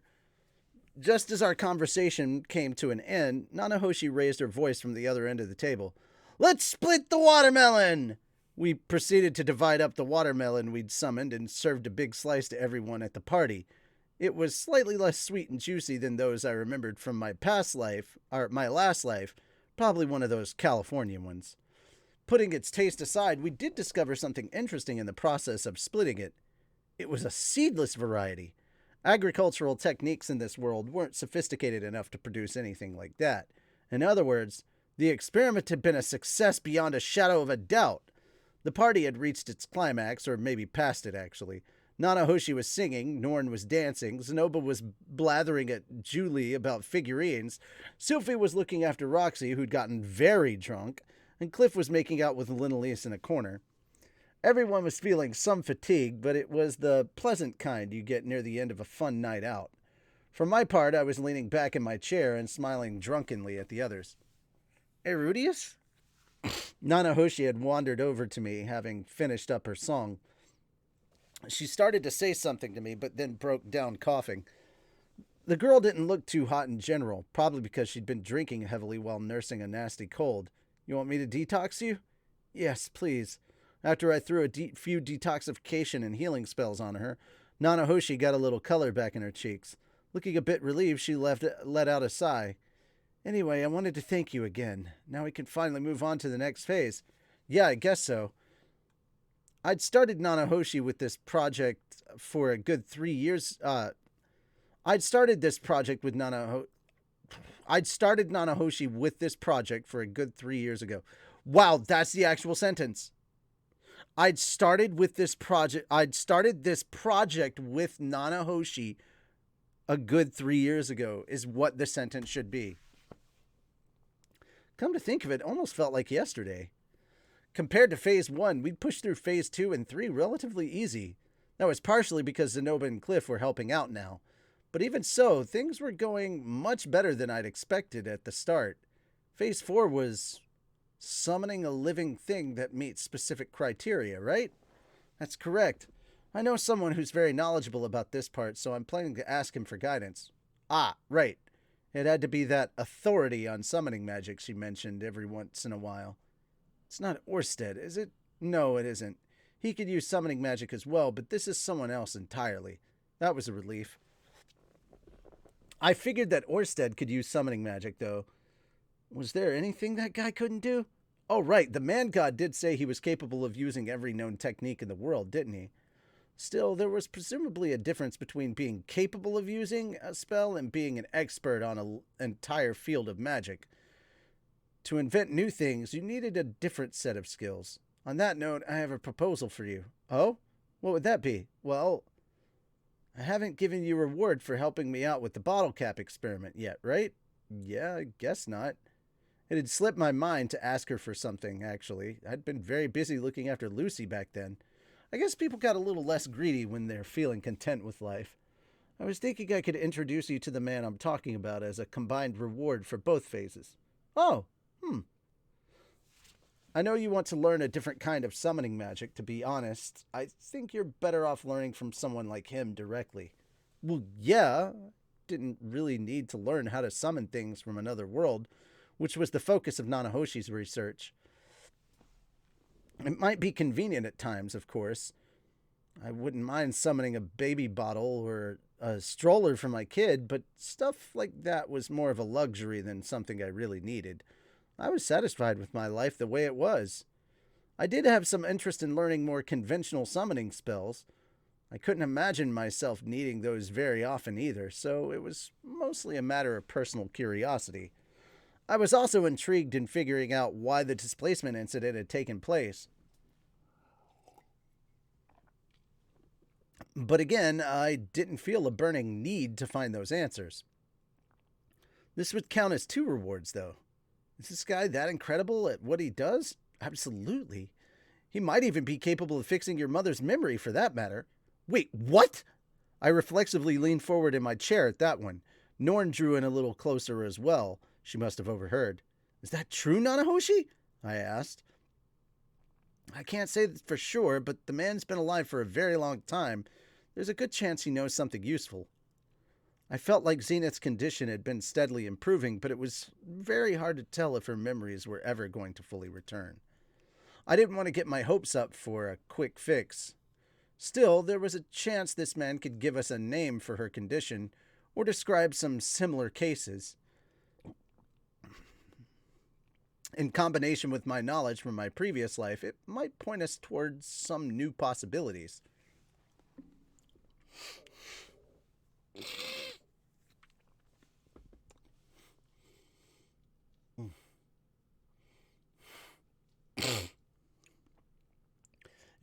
It wasn't like I'd learned much about this sort of thing back in my old world, but there was a little chance I'd recall something useful. Or there was still a chance I'd recall something useful. Ah, are we discussing Lady Nanahoshi's master? I'd love to meet the man myself if you're open to the idea. At some point, Cliff and Zenoba had also approached to listen in on our conversation.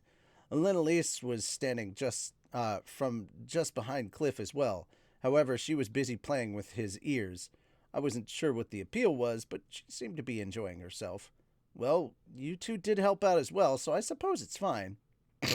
Nanahoshi looked a little conflicted about this development. I seem to remember that she wasn't too comfortable even saying the man's name, so that made sense. Oh, I'm kind of interested too, said Sylphie, leaning over to join in. Roxy didn't follow, but only because she was lying across a couple of chairs and snoring. Norn was sitting next to her, a bit away from the rest of us, but she was looking this way. It was hard to tell if she was interested in this outing or not. If everyone decided to join in, we'd be looking at a group of 7, including Nanahoshi. Is it okay for us to show up with a big group, Nanahoshi? Won't we be a nuisance? I wouldn't worry about that, she replied in a resigned tone of voice. The old man said he can accommodate up to 12 guests at any time. It shouldn't be a problem for everyone to come along. At the very least, it sounded like Cliff and Zenoba were in. Nanahoshi was obviously willing, but I wasn't so sure about the idea just yet. Isn't it going to take some time to go see this guy, though? How many months of traveling were we talking about here? Maybe we could shave some time off the journey with those ancient teleportation circles, but even getting out of the nearest one required 5 days on the road.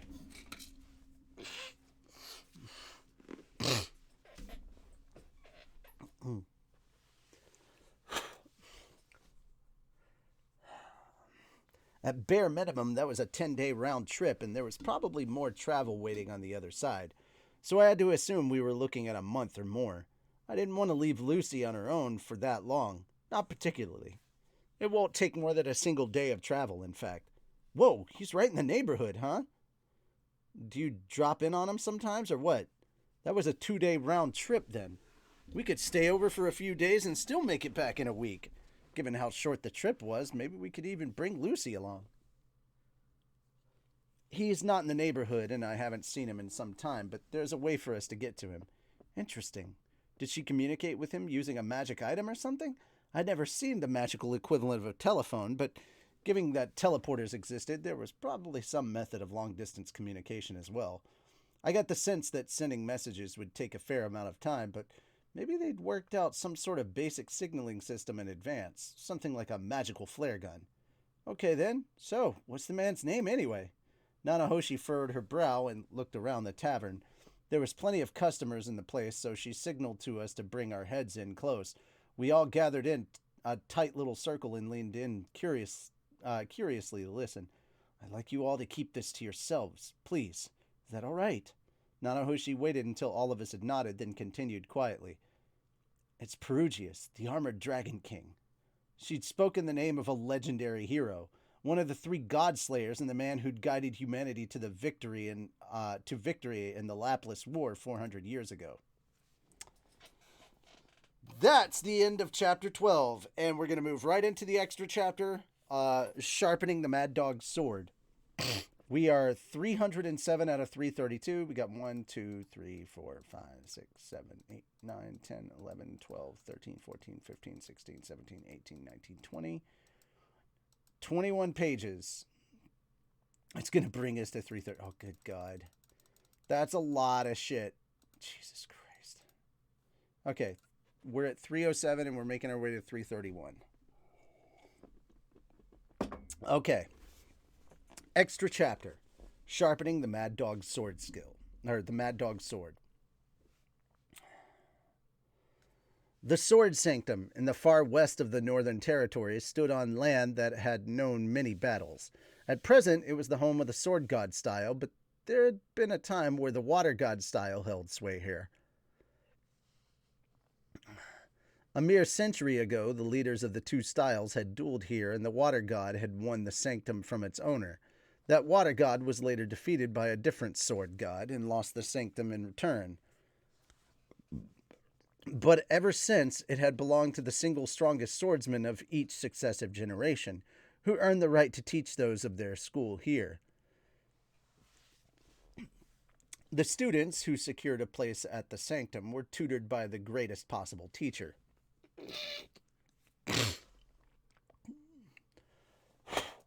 And had a chance to supplant them as the strongest.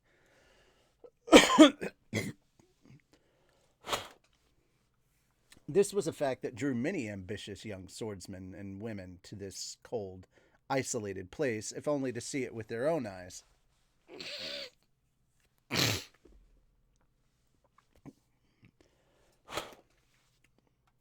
At present, however, 2 visitors had a more unusual sort were approaching its main hall.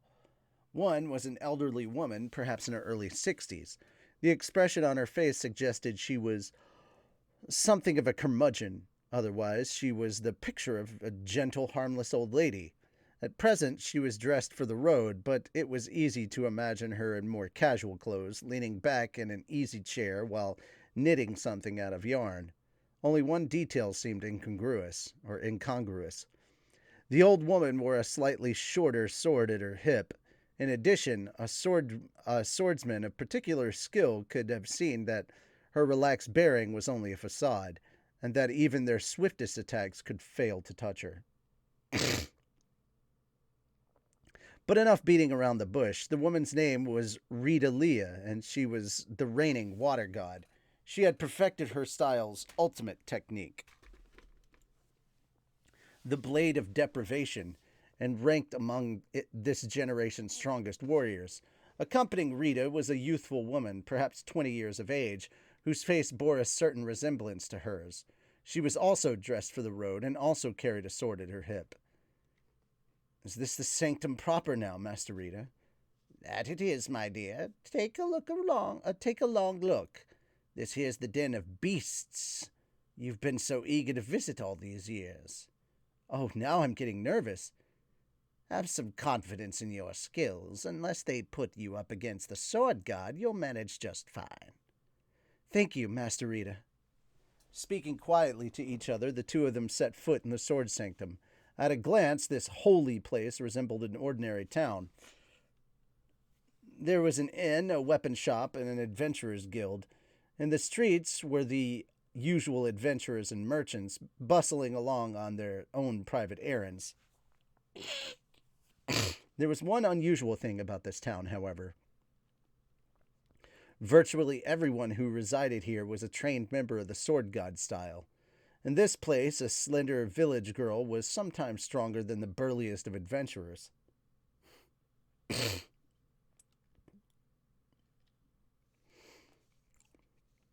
Should we take a room at the inn first? No. Really quickly, Rage. That's the end. Special chapters do not count. So whatever the tally is right now, that's the end of it. We're not taking any more of any exercises. After a certain point, the adventurers... Oh, wait. Won't be necessary. We'll just stay at Gaul's place. Rita trudged forward steadily, making a beeline for the far end of the town. After a certain point, the adventurers and merchants grew less common, and they began to pass more people in martial arts uniforms who carried wooden swords. At the same time, the shops gave way to training halls. Rita's young companion looked around at all this with obvious curiosity.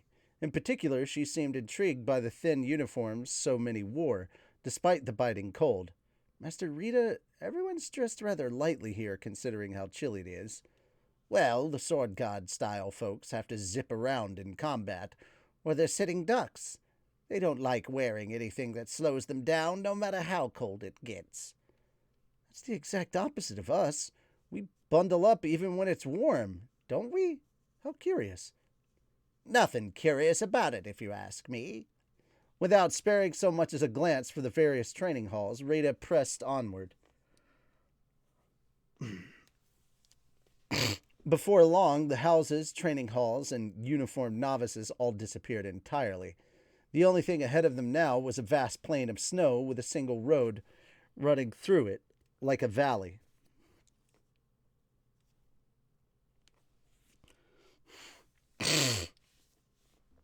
At the end, let's see. At the end of that road was a single... this was the core of the sword sanctum and the headquarters of the sword god style. The great hall where the sword god himself held court.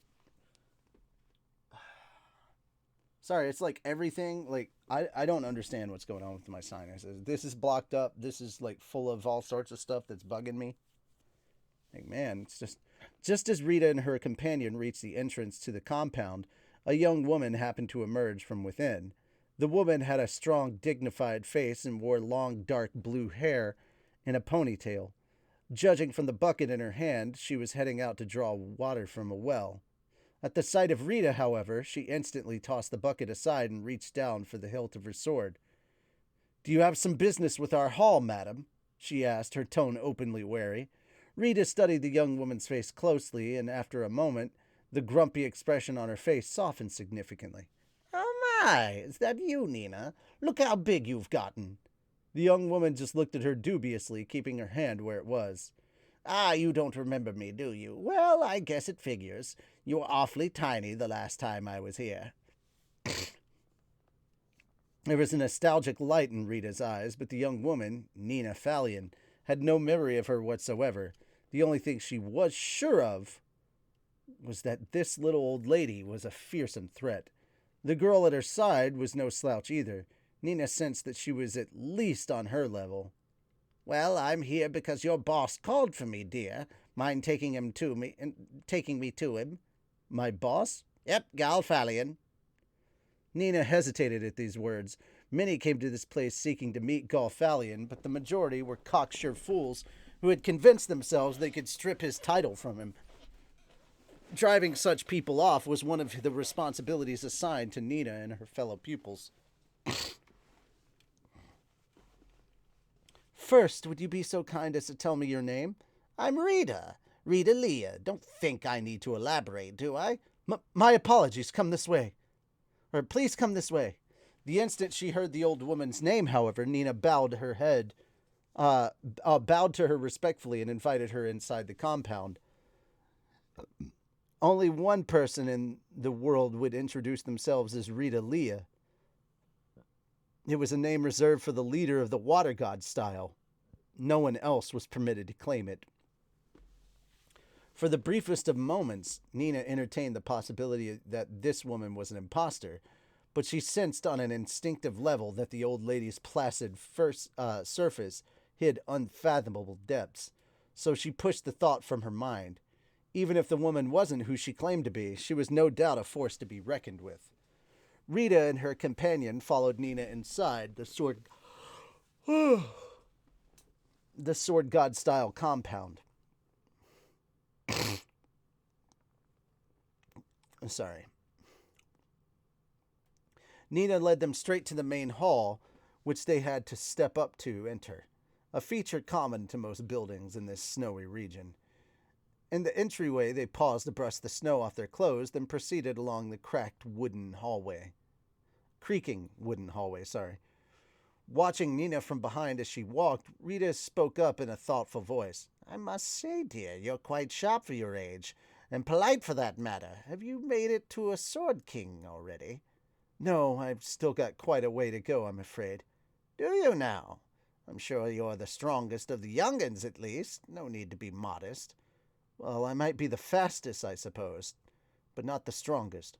Oh, that's a good attitude you've got there, dear. It's a pity the other youngsters of your style aren't more like you. As they spoke, the three of them had arrived in the ephemeral hall. A single man was sitting within it. His eyes were closed as if in meditation. The mere sight of him, however, made Rita feel as if a naked blade was at her throat. Rita was the water god and the leader of a great style. One of only 3 people in the world, despite her advanced age, she felt herself now no less powerful than when she'd been in her heyday. She could turn any sword aside effortlessly, but this man was the one and only exception to that rule. His name was Galfalion, and he was the reigning sword god. Master, I have brought Rita Leah here to see you. Ah, you're here. Opening his eyes slightly, Galfalion studied Rita's face. He also glanced briefly at the girl beside her, but seemed to lose interest in her quickly. Thanks for trudging all the way out here. Trudging out all this way, Rita. Can't have been easy with those tired old bones of yours, I'm sure. It certainly wasn't. Still, it isn't every day you come asking me for a favor, right? You piqued my curiosity, I suppose. Oof. Rita approached the sword god and sat down in front of him. Despite the undignified woof she emitted as she did so, her movements were as clear and natural as the flow of a mountain stream.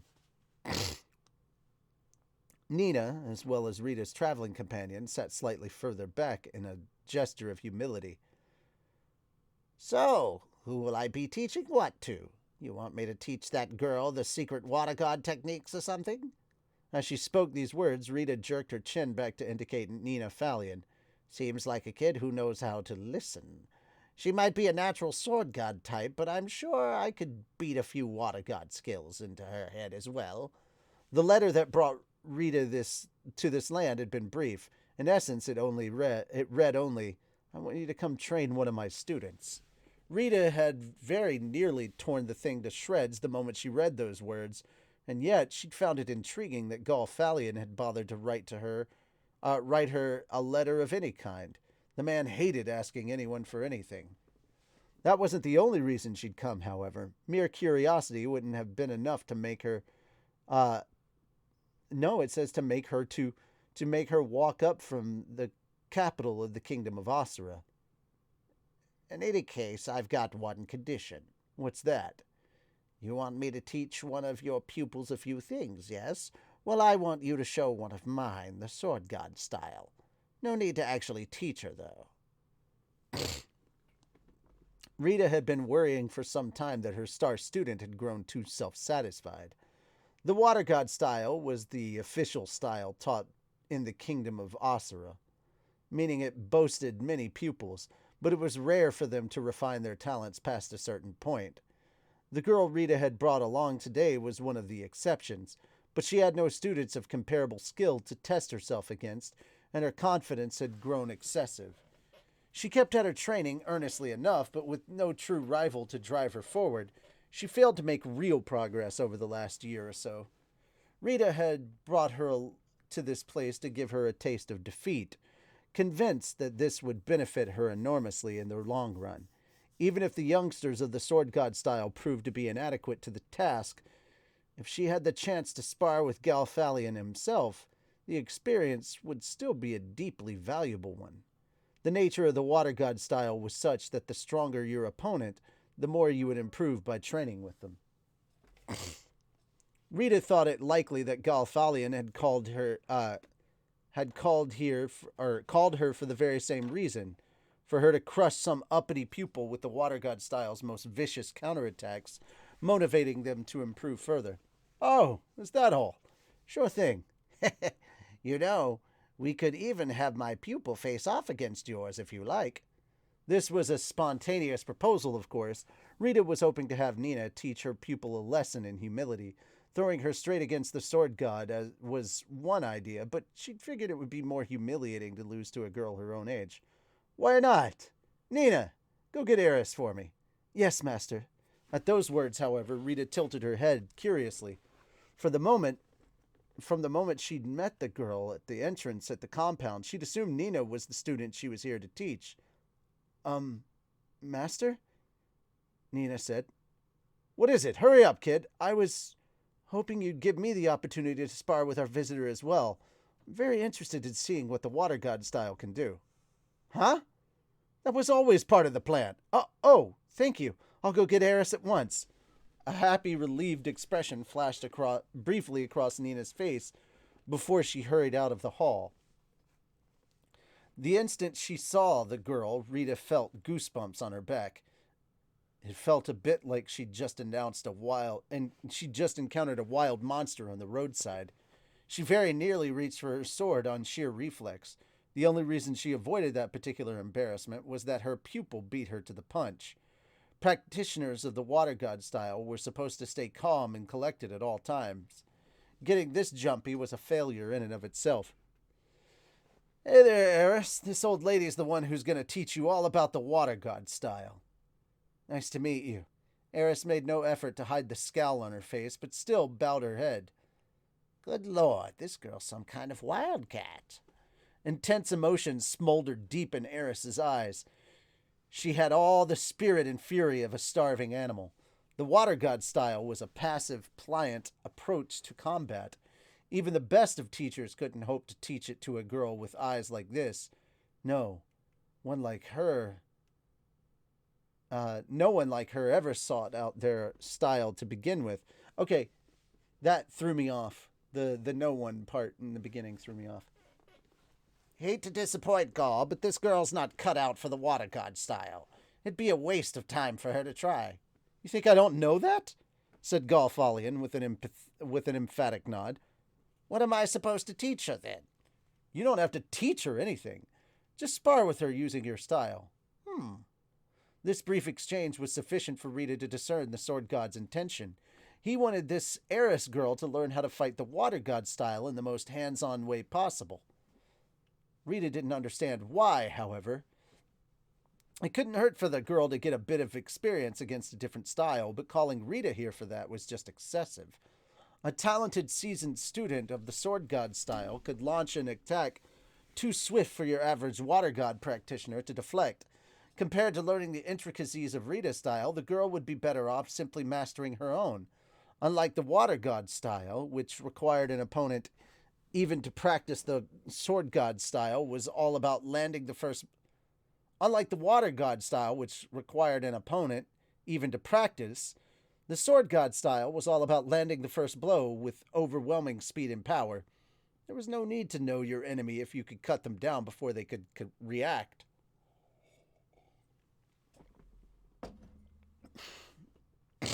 Rita, Reida, Rita.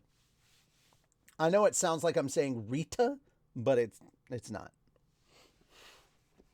There you go. Oh, okay. So Saiyan Fang did it. There you go. The way Rita saw it, the only person Falion would want the girl to gain experience against the water god technique specifically was if he expected her to face a truly powerful practitioner of the style, one too skilled to be overwhelmed by speed alone, and there was only one such practitioner who came to mind. Bit confused here, Gaul.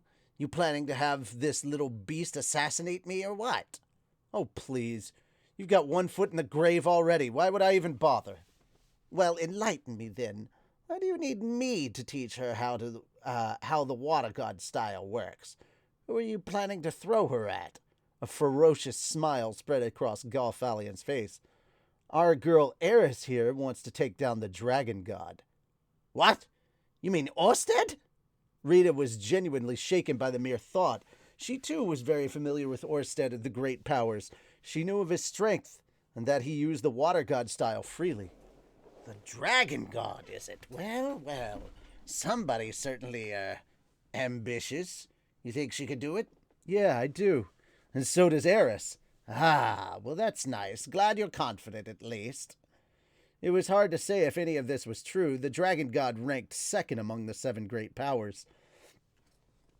The idea of trying to defeat him struck Rita as totally ridiculous, and yet there was confidence on the sword god's face, and the girl, Eris, looked as if she had no doubts whatsoever. That was strangely compelling in itself. Rita found herself thinking this might be entertaining, at least, assuming they were serious. But here's the thing, Gaul. I'm not interested in spending time on someone who doesn't have the talent. Let's start her off against my pupil here, all right? I'll play with her once she manages to overwhelm the kid. And if she holds her own with me, then I'll think about teaching her a few things. It was a 3 birds, 1 stone kind of plan. Her star pupil's pride would take a hit, but she'd also get plenty of practice against the sword god style, and Rita would get to take part in something very interesting. For the first time in a long time, she could feel her heart dancing with excitement. She was a master of the water god style, yes, but she was also an ordinary swordswoman at heart. You heard all that, Isolde. Go ahead and fight these two. At the sound of her name, Rita's disciple rose to her feet. I believe I understand the situation. My name is Isolde Cluel. I am a water king. Pleased to make your acquaintances. Nina Falion, a sword saint. Nice to meet you. I'm Eris Greyrat. With these brief introductions complete, the 3 young women walked silently to the center of the room where their wooden swords were located. As they took their weapons, Isolde put a hand on her mouth and whispered, so that only Eris and Nina could hear. I'll play along since my master asked me to. But if you're only saint-ranked, I'm afraid this won't be much of a fight. Maybe not. I guess we'll have to see what happens. It was a cheap attempt at provocation, granted, but it never took much to get the young prodigies of the sword god style fired up. An hour later, Eris was laying on her back in the middle of the hall. Her eyes were open and she was gasping loudly for air. Isolde had beaten her down completely. Her sword hadn't so much as grazed her opponent. At present, Eris's blade was among the 10 fastest in the entire hall. Her strikes, honed by years of solitary practice swings, boasted speed and power approaching that of Ghislaine's, and the peculiar rhythm of her attacks made them particularly difficult to avoid. She also threw in a few tricks from the North God style, making her all the more unpredictable. All in all, she'd grown far more fearsome than your average sword saint. However, Isolde had warded off everything Eris threw at her and answered them with sharp counters. At the end of their bout, which had lasted less than 30 minutes, Eris had died nearly 100 times. And yet Isolde was also lying on the ground, right alongside her. Her delight at crushing Eris had been short-lived. Nina Falion had defeated her in turn. Isolde had always believed that the sword god style was nothing more than a brutish, thoughtless reliance on speed and momentum. She thought it posed no real threat to an expert practitioner of the water god's refined techniques. Nina had exposed these thoughts for the arrogant nonsense that they were. Isolde had been unable to react to her very first attack, and it had struck the side of her head with enough force to knock her unconscious. The fight had ended before it even began. Isn't that an interesting outcome? Said Galfalion, seated in the hall's palace, or place of honor.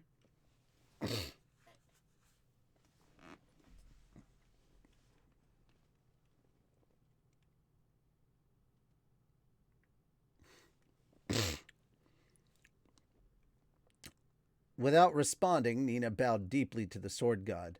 The word he'd used was interesting. That suggested he hadn't expected Nina to be the last one standing. She felt some disappointment at this, but it was outweighed by her pleasure at demonstrating to her master the progress she had made. She lived for the thrill of victory, no less than any other in this hall. Can't say I agree, Gal, said Rita in an indifferent tone of voice. She had anticipated this very outcome from the start. A raging beast incapable of concealing its emotions was the easiest possible prey for an expert of the water god style. Eris was strong, to be sure, and she held enormous potential for growth, but strength wasn't enough. A ball of pure fury stood no chance whatsoever against the water god's approach.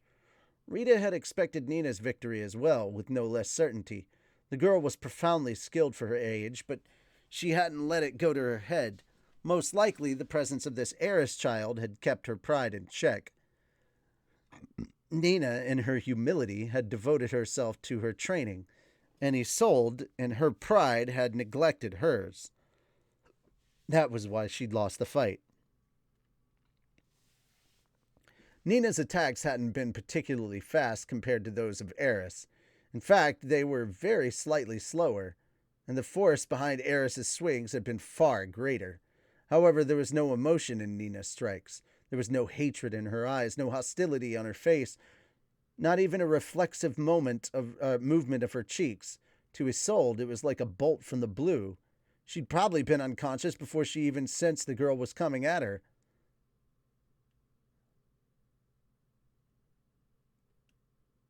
Still, it seems like a favorable start. What do you say, dear?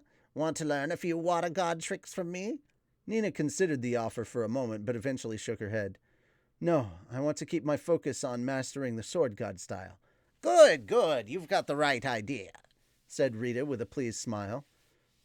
All right then, Gaul. How's about we have these three train as a group for a while? That ought to sharpen them up a bit. Yeah, sounds about right. No point wasting your time if Eris can't handle the likes of a water king. Yep. Should do wonders for my pupil's motivation, too. The girl's been needing someone to chase after. The sword god and water god discussed the matter for a little longer and arrived at an agreement. Eris would be tasked with defeating Isolde and Isolde with defeating Nina. Until that happened, the three of them would train together as equals, pointing out each other's deficiencies. In theory, it would prove beneficial to all of them. You all right with that, Nina? Nina nodded easily. You all right with that, Nina? Nina nodded easily at her master's proposal. I don't mind. To be sure, she'd joined in this session out of nothing more than curiosity. Still, the opportunity to practice excessively with a talented water god student sounded valuable indeed. Nina had defeated Isolde decisively, but she didn't think of her or Eris as beneath her, and she'd learned from first-hand experience the value of competing closely with her peers. If not for Eris's presence in the sword sanctum, Nina was certain she would have fallen against Isolde. All right, let's go with that then. You'll work with your usual teachers in the morning, but in the afternoon you three can group up and train each other. Nina nodded quietly, and Eris, too, responded from the floor. Yes, master. Got it. Isolde was still unconscious, but Rita had no intention of allowing her to decline. From that day forward, Eris began her lessons in fighting against the water god style. A month later, the three of them had settled into a peculiar three-way deadlock. Eris consistently beat Nina, Nina beat Isolde, and Isolde beat Eris. The three of them kept up with their individual training schedules, of course, but also took the time for several practice matches every single day, and exchanged their opinions afterward. It hadn't taken long for Isolde to identify Eris's weakness. Eris, you just radiate hostility. The practitioners of my style are quite good at picking up on that sort of thing. It tells us exactly when you're going to attack, which makes it trivial to react.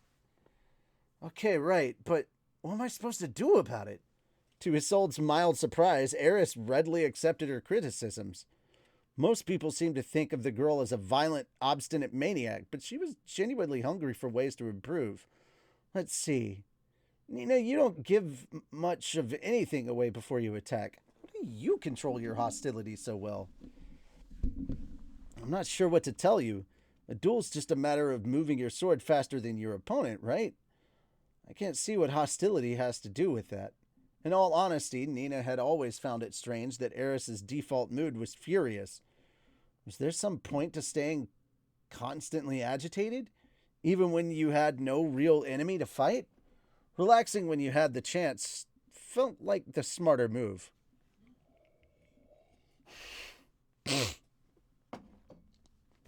Well, I don't know either, grumbled Eris. Okay, why don't you try changing your daily routine for starters? Take a long bath, eat a good meal, get a nice warm bed, and think about that beloved boyfriend of yours until you fall soundly asleep. Excuse me? What does Rudius have to do with anything? Oh, come on, that part was just a joke. Try the rest of it, though. Seriously, it doesn't look like you take that good care of yourself, to be honest. Sometimes it's kind of alarming. All right. Eris would have preferred to maintain her current state of constant tension. There was a reason for this. The more she trained here, the more she came to understand just how unbelievably powerful the dragon god Orsted was. He had used the very same techniques that Isolde did, but his were far more precise and skillfully executed. And she was a water king, while he wasn't even a member of their school. Nina let out an exaggerated sigh. Honestly, why can't I ever beat this ridiculous girl? It's starting to hurt my self-confidence. She spent every single day following an efficient, logical system of training devised by Sword God himself. She strengthened her body in the most efficient way possible, ate carefully calculated meals, and maintained a well-regimented schedule. And yet, she couldn't beat Eris, whose routine was decidedly not rational. It's because I'm making you move after me. Huh? Nina hadn't been expecting the girl to actually answer her question. The Eris she knew was the definition of selfish. She'd never shown any interest at all in helping anyone but herself improve. Richard taught me how. You can use stuff like eye contact to make people jump first or hesitate just a little. Richard? Who's that? My teacher. Nina was mainly just puzzled by Eris's words. She didn't understand what the girl was talking about, but the technique was, in fact, a highly advanced skill Eris had learned from Richard. It had been developed by the warriors of the demon kind as a conscious application of certain subtle actions that truly seasoned swordsmen performed reflexively. Of course, this meant Eris couldn't begin to explain how it worked. In other words, Eris, you're deliberately guiding your opponent's actions? That's right. Isolde's clarification helped Nina get her head around this basic concept. She understood the idea now, but that only made it harder to believe. She found herself glaring at Eris dubiously. From all appearances, the girl had been raised by a pack of wolves in the forest. Nina never would have suspected she was capable of using such a sophisticated skill. Isolde, on the other hand, found the idea much more comprehensible. The water god style was primarily focused on counterattacking, so it had its own set of techniques meant to encourage an opponent to attack first. I see. Have you been using those same techniques when facing me? Well, yeah, but you never move. Yes, that's how I was trained. Next time we face off, perhaps you should stop bothering with that and focus on suppressing your hostility instead. That might change things somewhat. Eris furrowed her brow, but nodded. I'll give it a shot. She was willing enough to attempt this, but she still didn't know how to suppress her hostility. Controlling her feelings wasn't something she'd ever really done before. Of course, she'd heard comments like this plenty of times before. However, Richard had encouraged her to make use of her natural aggression, and his training methods had taken it into consideration. As a result, she'd never felt the need to change. While her hostility might ordinarily be a handicap, she had more of it than most people. She preferred to use it as a resource rather than pretend it wasn't there. I wonder what I should try then, muttered Nina. Isolde, how do you deal with her? Let me see. In the water god style, we train for this sort of thing by covering our eyes and learning to sense when an attack is really coming, but I believe Eris's technique is fairly common among the warriors of demon kind, so I imagine the sword god style has its own way of coping with it. Why don't you ask your master about this? Isolde was both talented and profoundly clever. The water god style tended to attract patient and studious types like her. I'll try. This does get frustrating sometimes. Oh, looks like the sun's about to set.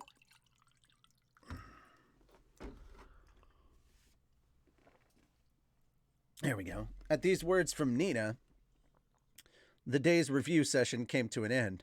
I suppose I'll see you both tomorrow then, said Isolde with a smile. You know, I've been enjoying myself very much recently. This is the first time I've ever had the chance to talk things through with anyone close to my own age. The feeling's mutual, Isolde, Nina replied. She meant it, too. Now that Eris was actually speaking to her, Nina had come to realize that the girl had a vast and varied knowledge of combat. Apart from her practical experience, she'd evidently had a smattering of North God and demon kind techniques at her disposal. It was hard to shake her overall impression of Eris as a wild dog in human clothing, but she'd gained a grudging respect for her abilities. The girl wasn't resorting to cheap tricks. She was simply using skills from other schools of combat. Eris's attitude hadn't particularly changed. Normally she wouldn't have even offered her opinions in a group like this, even when forced to attend, but this evening she'd found herself remembering the period when she was learning the sword with Rudius as a child.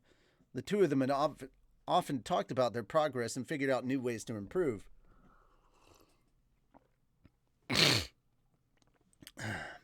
Nina and Isolde were doing that now. This can't be a bad idea if Rudius used to do it. The logic was very simple, almost childish, but for Eris, it was powerful enough to convince her to actually communicate for once. Well then, I'll be on my way now. I have more training with my master tonight. Thanks for your help today, Isolde. Don't mention it. Don't mention it, Nina. You're helping me as well.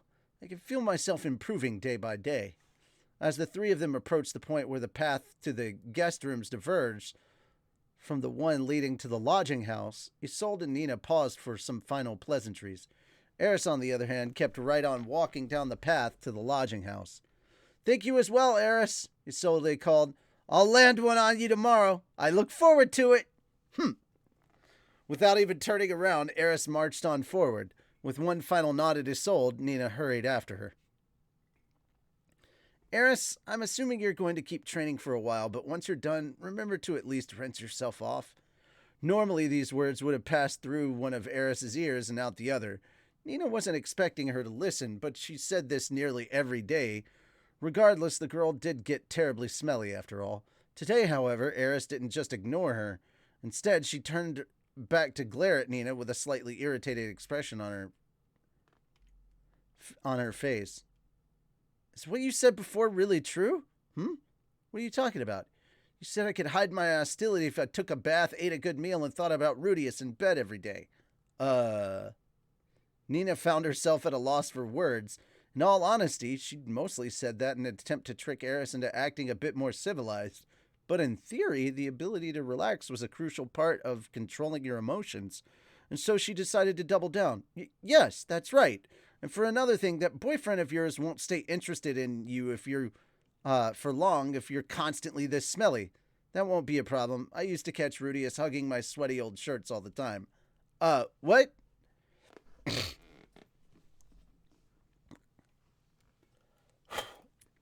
Remembering the young man she'd briefly met once before, Nina tried to picture him burying his face in the strange girl's stinky clothing.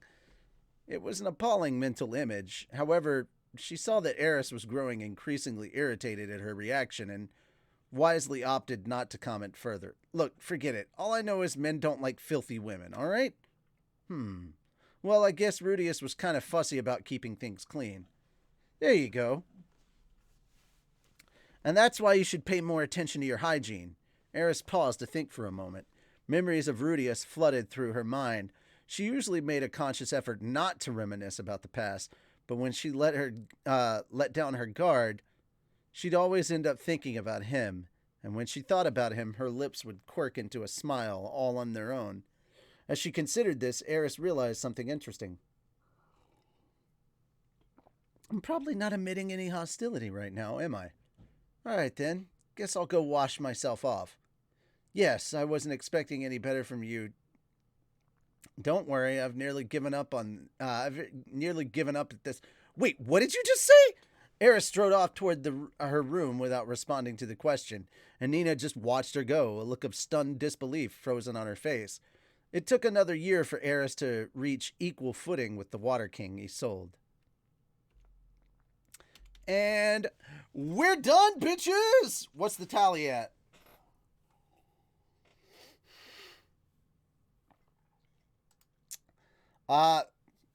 Yeah, guys, that is it. We are now going to be moving on to volume 14, which is great. It looks like this. So you want to grab volume 14 while you can, because that's where it's going to start off. And yeah, very, very soon we're going to get to the real meat and potatoes. We're very close to hitting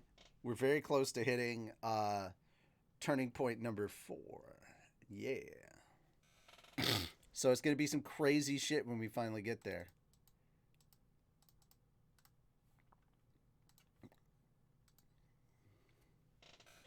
All right. Well, ladies and gentlemen, I want to thank you guys so much for coming by and hanging out with us over here on the YouTube channel. Make sure to like if you like this content. Leave us a comment. That really helps boost us with the algorithm. And of course, if you could do me a favor, if it's not up there already, could you let me know the timestamps for when the chapters begin so I can go ahead and plug those in? That'd be really, really sweet. I definitely appreciate it.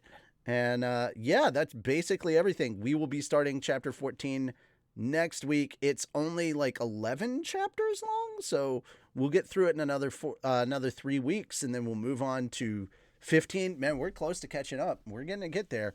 By the time 17 hits, we should be pretty close to catching up. I think by the time we get to 17, I will probably have 18, so we'll be getting much closer. That having been said, I hope you guys really enjoyed this. Let me know what your thoughts on this volume and of course these chapters are down in the comments below. And of course, if you want to watch these live, I am live over here on Twitch. The link is down in the description if you want to come check these out live on Saturday evenings, afternoons, evenings. Same, it kind of moves from afternoon to evening during the process of reading. However, thank you all so much. I look forward to seeing you all next time. And yeah, come check us out on the next slime video. But to everybody on YouTube, I'm going to go do my exercises now. Bye-bye for now. All right, 20 of everything except for 40 of the planks. 40 seconds of planks. Well, gang, I'll go ahead and do those, and then after I do those, I should have told everybody in chat to just say hi to YouTube, but YouTube's not going to see you saying hi, so it wouldn't have mattered. But it would have been hilarious. But that's just me saying goodbye to YouTube. Now, all I'm going to do is I'm going to do my exercises, and then I'm going to say goodbye to you guys, and then I'm going to head to, I'm going to head out, walk the dog, and then probably do a little Pokemon stuff while I'm there. But yeah, that is basically it. So let's just kind of hop into it and get done. Excuse you. Excuse you. Excuse you. 20 jumping jacks, huh?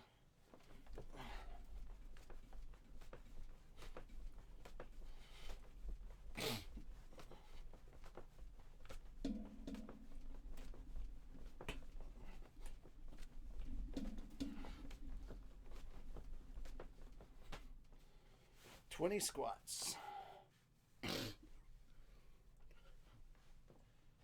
I need you to move somewhere, buddy. Thank you.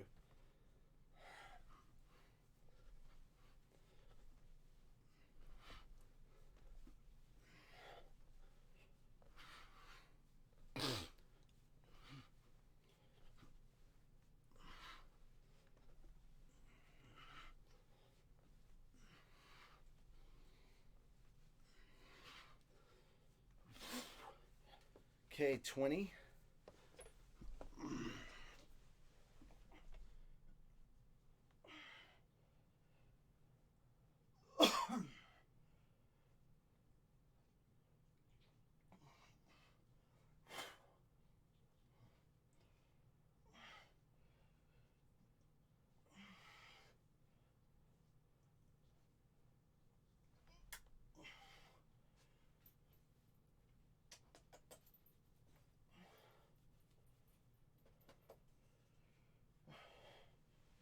Okay, crunches.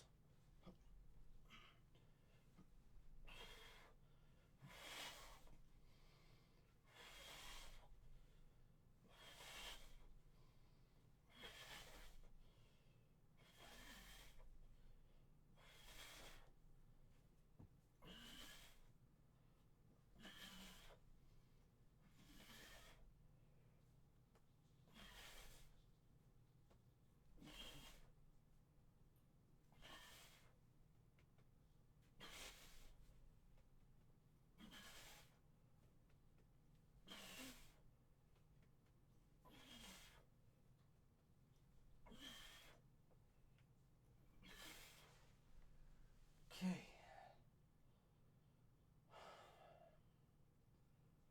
Man, why is my head pounding so hard? Okay, hi. Hi. Okay. Got my push-ups and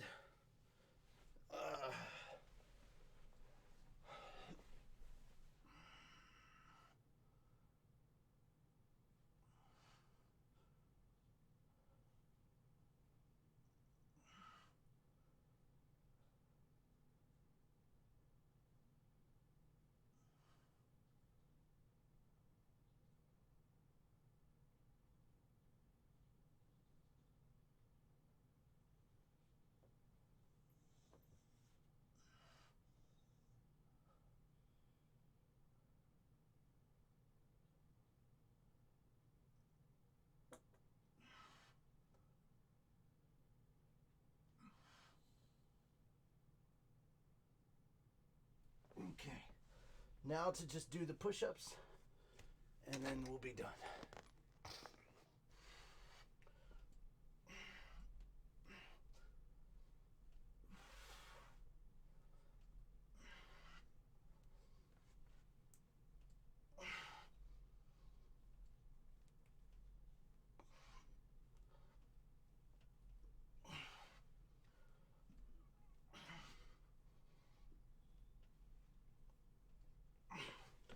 There we go.